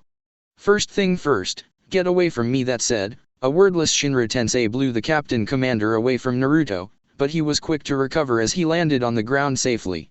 Yamamoto had taken note that Naruto was using his normal eyes the entire time they were battling, and he had only shown a flash of his brilliance once by one swing that was powerful enough to make him drop his sword. If he had been swinging his sword like that all along, things would be different. It wasn't that the power of his swings had something to do with his lowered fighting level. For some reason, he was holding back. He only kept the thought at the back of his head, but now since the blonde had decided to bring out those eyes, he had to explore everything. Don't be surprised, Yamamoto, Naruto said. Did you forget that I once fought the Royal Guard on my own? You witnessed the battle firsthand, so you should know that you alone can't do it. Isn't the Royal Guard is stronger than the Godai 13? What are you alone, Yamamoto? Yamamoto gritted his teeth a little, in an effort to stop himself from lunging at Naruto so that he could test a few things. When Naruto fought the Godai 13, he wasn't stronger than now, or so he claimed. But still, even if there is no difference in power level, he should have fought him much better than he was. He had witnessed that battle firsthand and he knew that at one point, Naruto had the upper hand while fighting against those four, who even he couldn't hope of defeating by himself. Naruto held a single hand seal on his left hand, while holding out his right. A powerful shockwave tore through the battleground, even managing to hit Yamamoto, and send him a few feet back. The atmosphere flipped. Something powerful had awakened. There was no riot pouring out, but the aura coming off Naruto wasn't empty anymore, but a frightening aura. On his right hand, the self-proclaimed god held his cherished katana, Amaterasu.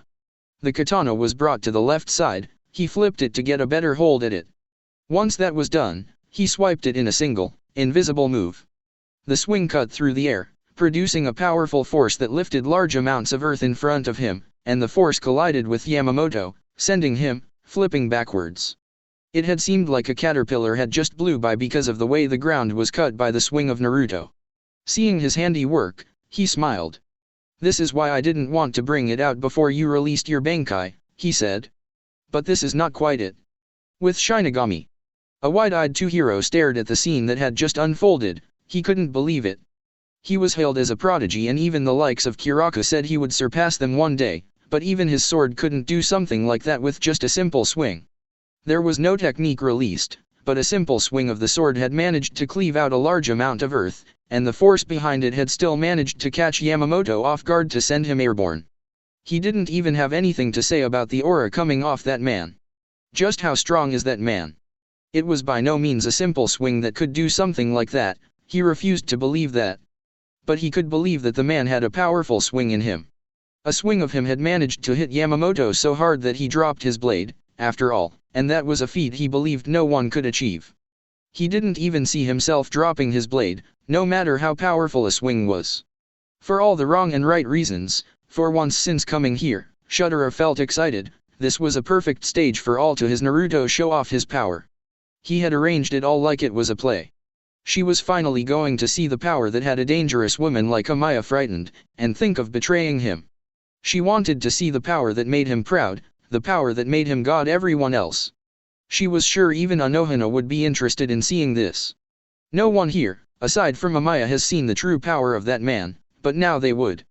Yatter, Kiraku said, smiling despite the situation. It looks like we're finally going to see this godly power he always spoke of. While he is indeed strong, there hasn't been anything godly displayed. Yukatake nodded, but he was worried about Yamamoto. He certainly didn't want his former sensei to perish in this kind of battle. While he understood that reason couldn't settle things with Aizen and his army, he would have preferred it Naruto was actually with them, against the enemy. Instead, the former captain had chosen to fight on his own corner. I guess it is something I should have expected, the captain thought mildly. Back with Naruto and Yamamoto. Impressive, Yamamoto said, commenting on Naruto's earlier strike. That actually reminded me of whom I am dealing with. It seemed that despite knowing that he was facing a mountain, he'd actually forgotten the name of this mountain. But it was no consequence as no harm had yet to be done. You think? Naruto said, crossing his hands in front of his face. He put them in an X position, while his right continued with his firm grip on his sword. I am not quite there yet, he muttered before closing both his eyes as his hands completely hid his face. What are you trying to do? Naruto didn't give a response. But the ground began to shake, putting Yamamoto on alert. The captain commander narrowed his eyes as he felt an invisible force trying to force upon its dominance on him. If he had been a weak child, he would have certainly been on his knees, gasping for air. He looked ahead, as rocks began to be uplifted around Naruto. Those that were a little closer turned to dust. What followed then was a bright light that made him shield his eyes. When he opened them, Naruto wasn't in the position he'd last seen him. He suddenly appeared in front of him. On instinct, Yamamoto jumped away from the former captain. There was no attack coming from him though. Yamamoto noticed that Naruto's eyes were different. He'd never seen this form before, but it was like a mixture of those two other forms. Moreover, there were those truth-seeking balls floating behind him. Shall we dance, Shinji-kuni? By the time the words fully registered on Yamamoto's mind, Naruto was already in front of him, again. Even though he couldn't feel any power from him, the aura coming off Naruto was quite oppressing, but he held firm. Unlike last time when he didn't attack, this time, he attacked. Amaterasu was swung, aiming to cut Yamamoto's neck. The captain commander reacted in time to bend back, taking advantage of his agility. His narrowed eyes only watched as Naruto's blade cut through just above him. The ground behind was torn apart by a wave that came off the swing of Naruto's sword. Yamamoto didn't look at the destruction of the blade though. He focused his attention on more pressing matters, Naruto and his intent to crush him. Yamamoto stabbed his blade on the ground and used it to balance himself. His actions were made quick enough to avoid Naruto attacking him while he was busy with balancing himself. He moved back a little straight, and charged his right foot for a high kick. The force he'd put through was so much that his left foot dug down the ground. Despite the amount of power he put behind his kick, Naruto merely caught the kick with his left hand. The grip was so firm that Yamamoto knew unless he strikes, he couldn't escape. Naruto didn't give him the chance to escape though.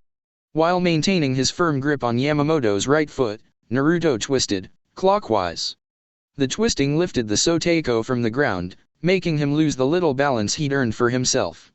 He held himself well from becoming dizzy as Naruto spun him around in blinding speed. He could actually feel waves of wind crushing his face as Naruto continued to spin. Finally, he was let go, but that only led him to sail through the air. Naruto didn't allow him to go far though. He swiped his sword, just barely though. The Emperor's lightning sword, a white wave of energy burst forth from the swipe and sped towards the airborne Yamamoto. The technique didn't take more than a second to reach the Shinigami. The technique collided with Yamamoto, head-on, hitting him straight on the chest. That compelled him further into the air before the momentum weakened, and he balanced himself to fall down the ground on both his feet. He looked at his chest. Naruto's technique had left its mark on his skin. There was a horizontal cut across his chest that drew small amounts of blood. He guessed he wasn't going to escape any attack from the opponent without facing a wound, that is if he can't escape it anyway. When his attention snapped towards Naruto, he had his left hand pointed above him. This forced him to hastily look above him to see what danger lied ahead. There was something like a black hole above him. He didn't even get the chance to look at it carefully to analyze it as it quickly fired a black laser beam. The beam shot down in tremendous speed. Boom. A cloud of dust picked up around the captain commander, hiding his appearance. While the cloud of dust was still at large, after the beam of energy had crashed down on Yamamoto, the captain commander shot out of it like a bullet, charging towards Naruto. The former captain didn't move as Yamamoto neared him. Both the captain commander's feet crushed down the ground as he forced power on his feet for a firm balance, in preparing for his next strike. Swung his katana in a downward slash, aiming above the opponent's head, but the attack was blocked by Naruto's sword. He followed this by a striker on the right, but Naruto aligned his sword across his shoulder block another of his attack. What was amazing about it was that despite the amount of force he was putting behind his strikes, Naruto didn't move an inch. A testament to the power behind the strikes was that by now, the ground beneath the former captain was no more, and he was floating. Still, Yamamoto followed suit, this by a strike on the left, but it was also blocked. He wondered when he was about to unleash a two-handed strike, roots bust forth from the ground, catching him by his feet. They wrapped themselves on his feet, keeping him moving. He was caught in surprise by this, and the firmness of the roots didn't allow him to move. "This will hurt a little," Naruto said. A powerful swing of his blade went towards on the right side. His feet may have been locked on the ground, but he could still move his hands freely. He blocked the strike by his katana. When the swords collided, Yamamoto felt his hands vibrate as Ryujinjaka trembled from the collision. Naruto acted again. This time, his blade went through his right shoulder. It wasn't that he hadn't tried blocking the strike, he did. Naruto's blade was just lightning fast. He may have super reflexes, but he had his limits. A burst of lightning coursed through his body, mercilessly. If it wasn't because he was Yamamoto, he would have let out a pained scream because the lightning tortured every part of his body with enough intensity to leave burn marks around his body. Naruto followed this by a punch that drove straight into his chest. Upon contact, he was sent sailing into the air like a bullet. Upon crashing down, Yamamoto was quick to get up on one knee. He coughed up some blood, courtesy of that punch from Naruto. As it appeared, the former captain hits just as hard as he does with his punches. The only difference was that Naruto's body was much younger and stronger than his. He'd even felt the air leave his lungs for a moment when the punch connected, and it may have broken a bone or two from his rib cage. Panting slightly, Yamamoto looked up at Naruto. Just as he did, the former captain suddenly disappeared, onto his right, making him twist in preparation. Once he twisted, he found Naruto waiting for him, bended down to meet his level. Yamamoto's katana had already been prepared though. He twisted around along with his blade, placed in a position to strike. It should have pierced through Naruto's gut, from his position, but it was blocked by a black mass. Naruto leaned closer to him, face inches away from his. At this point, Yamamoto could feel the calm breathing from the man. Urien. Naruto cut off the captain commander by gripping his face with his right hand. His blade was now held on his left. "I can reach you anytime, Shinjakuni," he stated. "But on the other hand, you can't reach me, unless I permit it. Your Bankai may be dangerous, but if you can't touch me, you can't turn me to ash. Didn't you say you wanted to see if I could regenerate from ashes?" Naruto proceeded to pummel Yamamoto down the ground with so much force that his entire body dug down the ground. Yamamoto winced when his back slammed with the unforgiving ground. Mind you, the ground wasn't that all sandy, it was rather hard, like a desert. Shrugging off his aching back, the captain commander looked from where he lay. Naruto was now above ground, floating in air, holding out his right hand. Death beam. Yamamoto quickly disappeared from the ground to avoid being hit by the technique. Given his condition, it wouldn't have done him any good if he allowed that kind of technique to hit him dead on. The black beam blasted from the palm of Naruto's hand, crashed down the ground, resulting in an explosion. Yamamoto appeared behind Naruto, above air. He swung his sword in a downward slash, attempting to cut Naruto through his back. It would have been a great counter, had his slash not been blocked. Well, not precisely that. Instead of hitting Naruto, a black mass formed across the opponent's back, but his blade connected with it as it slid down under the momentum. It was the same stuff that protected Naruto from his earlier strike. "Don't you know, it is impossible to stab me in the back, well, as long as those balls kept floating." That said, Naruto turned to face Yamamoto, who returned with a slash that went across his chest. But Naruto positioned his blade in time to block the strike. Interesting, isn't it? I am able to stand this close to your blade, yet it cannot reach me.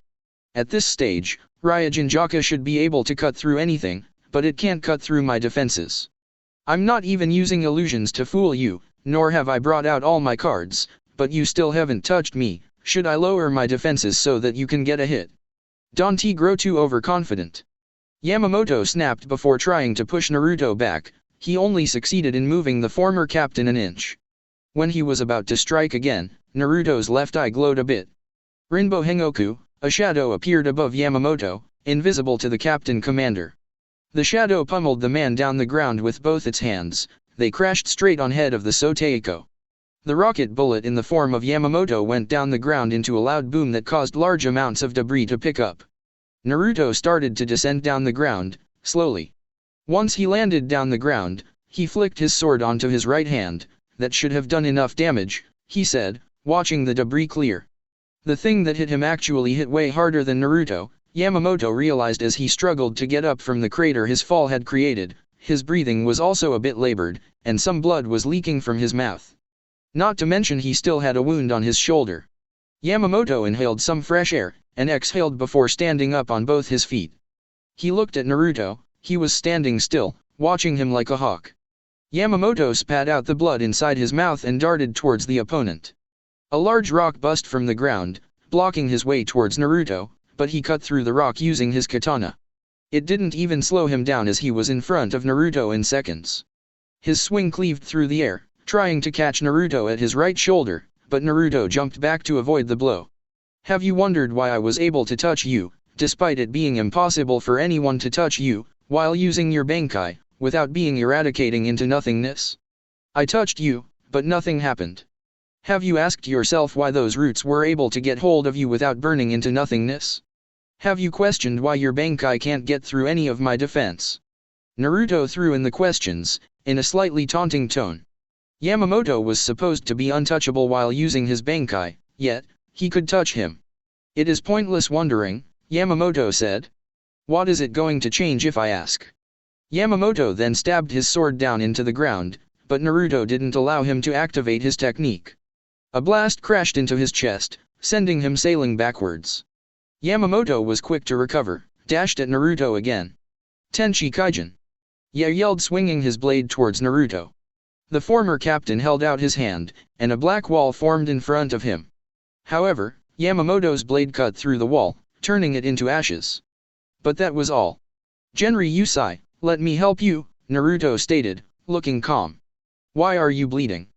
The mere question made Yamamoto's body freeze in deathly silence. It shouldn't be possible. Simply because the heat produced by his Bankai would simply turn the blood into ash, hence he shouldn't be bleeding. There shouldn't be anything in a liquid form around this area, so how was it possible? What did you do? Naruto tilted his head. Uve finally realized it, he said. You just said it, it changes nothing even if I tell you. I will however show you this. He pointed a finger at Yamamoto's left side. One of the truth-seeking balls was dangerously close. Yamamoto widened his eyes, having not sensed the thing. Your Bankai isn't the only thing that turns things into ash. Boom. An explosion set off just beside the captain commander. The explosion by the truth-seeking ball was contained, hence its small-scale destruction.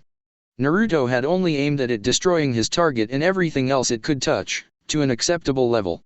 Yamamoto got out of the debris, holding out his left shoulder, with the rest of his hand missing, having been turned to ash by the truth-seeking ball. Yamamoto's weariness was now starting to catch up to him, and the fact that his left hand was removed didn't make things better for him.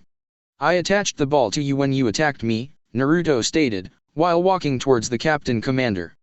Yamamoto watched calmly as Naruto slowly shortened the distance between them, but he suddenly disappeared.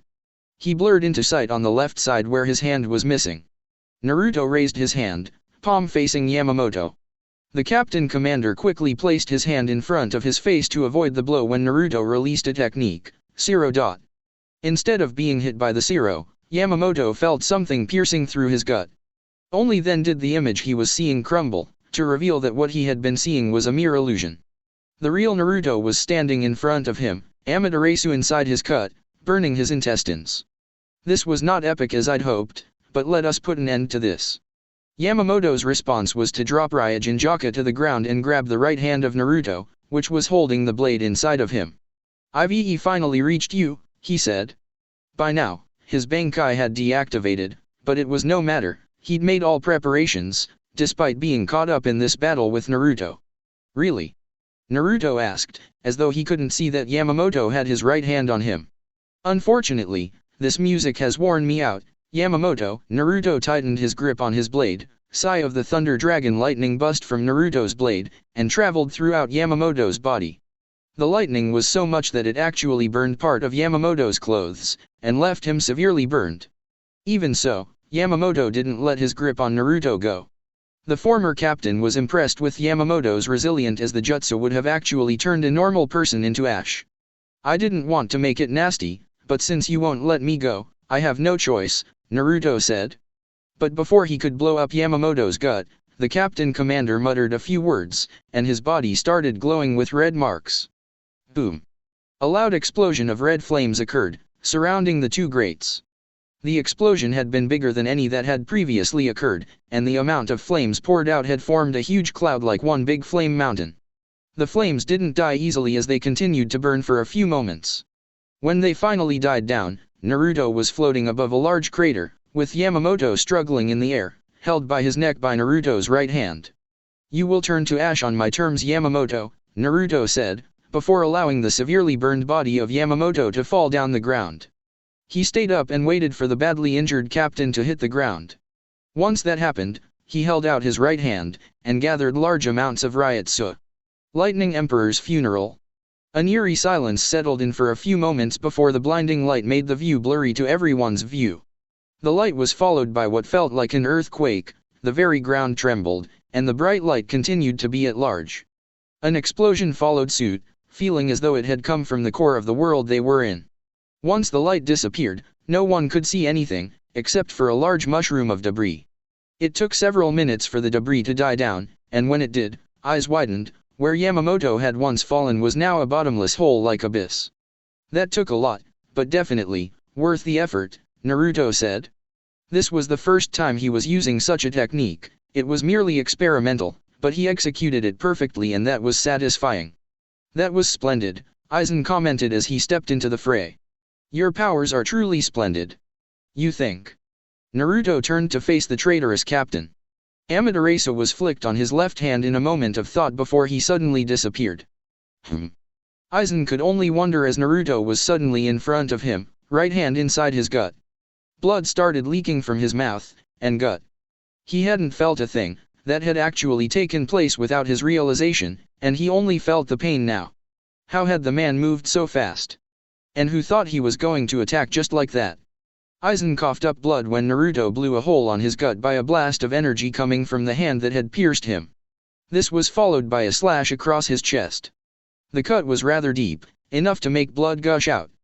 Naruto didn't stop there. He swung his sword, releasing a technique just like Ichigo's Genshuga Tensho. The attack hit Aizen dead on, and sent him plummeting down the ground, away from the bottomless pit. That would have certainly killed me if I hadn't subdued this thing, Aizen said, standing from the ground, while pointing at the glowing Hyuga.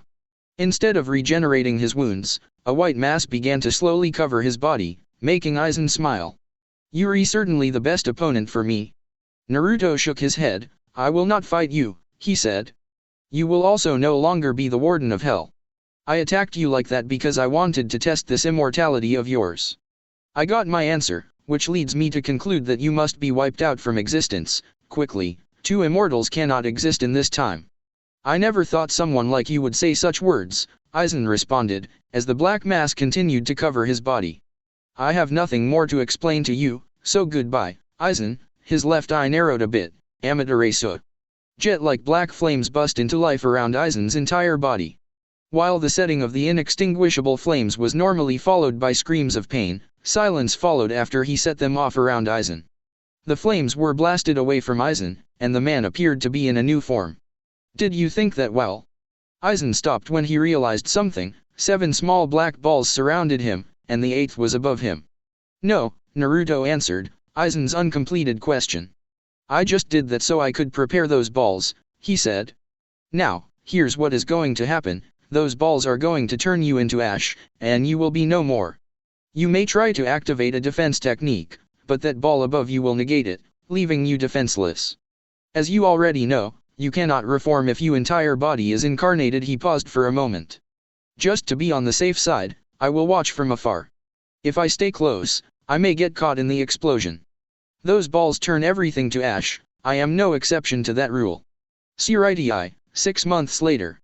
You seem to be having happy days, considering everything, Shunsui said, walking over to his friend and colleague, Yukatake. The captain smiled more often than he did in the previous years. Considering that his beloved sensei had been killed by Naruto, Shunsui would have thought that the man would be in grief, even to this day. It is not to say that he didn't care about Yamamoto, he did, but he wasn't as sensitive as Yuka was. It has been a whole of 6 months since everything happened with Naruto, at least he should expect the man to be happy. He may be a lot more sensitive than him, but Jushiro was strong, and time has passed. The man wasn't the one to dwell in the past, especially when it wasn't going to do anything good for his health. Accepting the current situation did him good than harm, and made it easier to deal with the new order of things around Siridi. For him, things couldn't be better. Despite new responsibilities he faced, he had more freedom to relax than he had anticipated. Naturally, things weren't the same without Yamamoto, but everything was going well. "So have you been?" Jushiro responded quietly. He was sitting on fresh blades of grass just behind his residence with a bottle of sake in a saucer just beside him.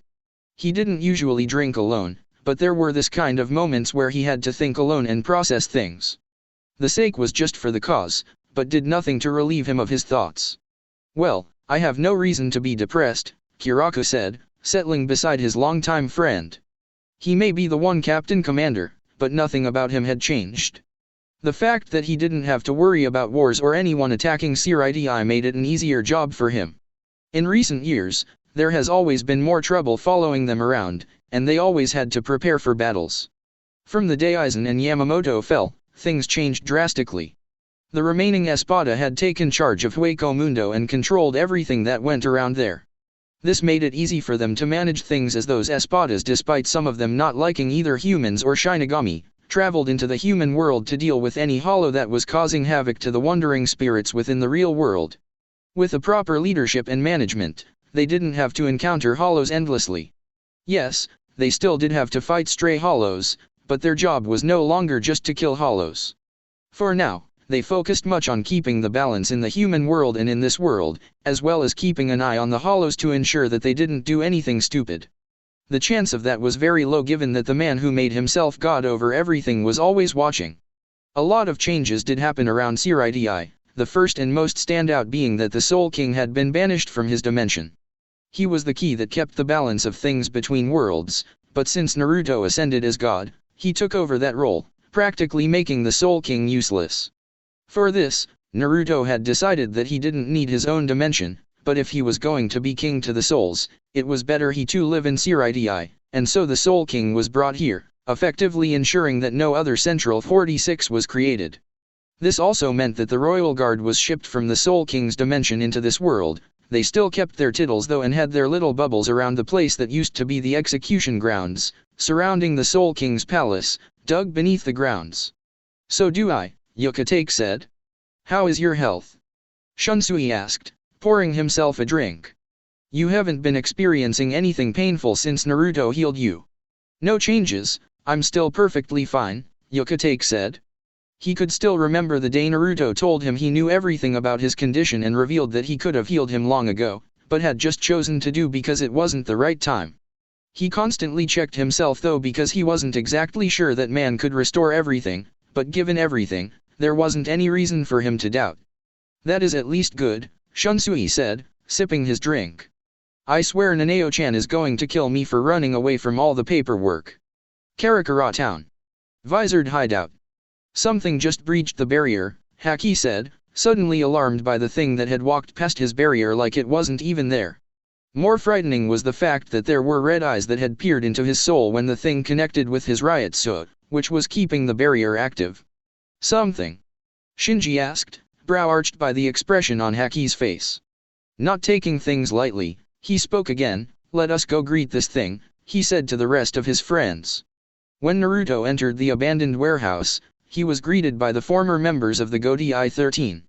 He chose to remain quiet as he studied all of them with his eyes closed while floating in midair, with the visors surrounding all his sides. Not even for a second when he felt someone move closer to him did he even bother to open his eyes or even move, he merely smiled. "What do you want?"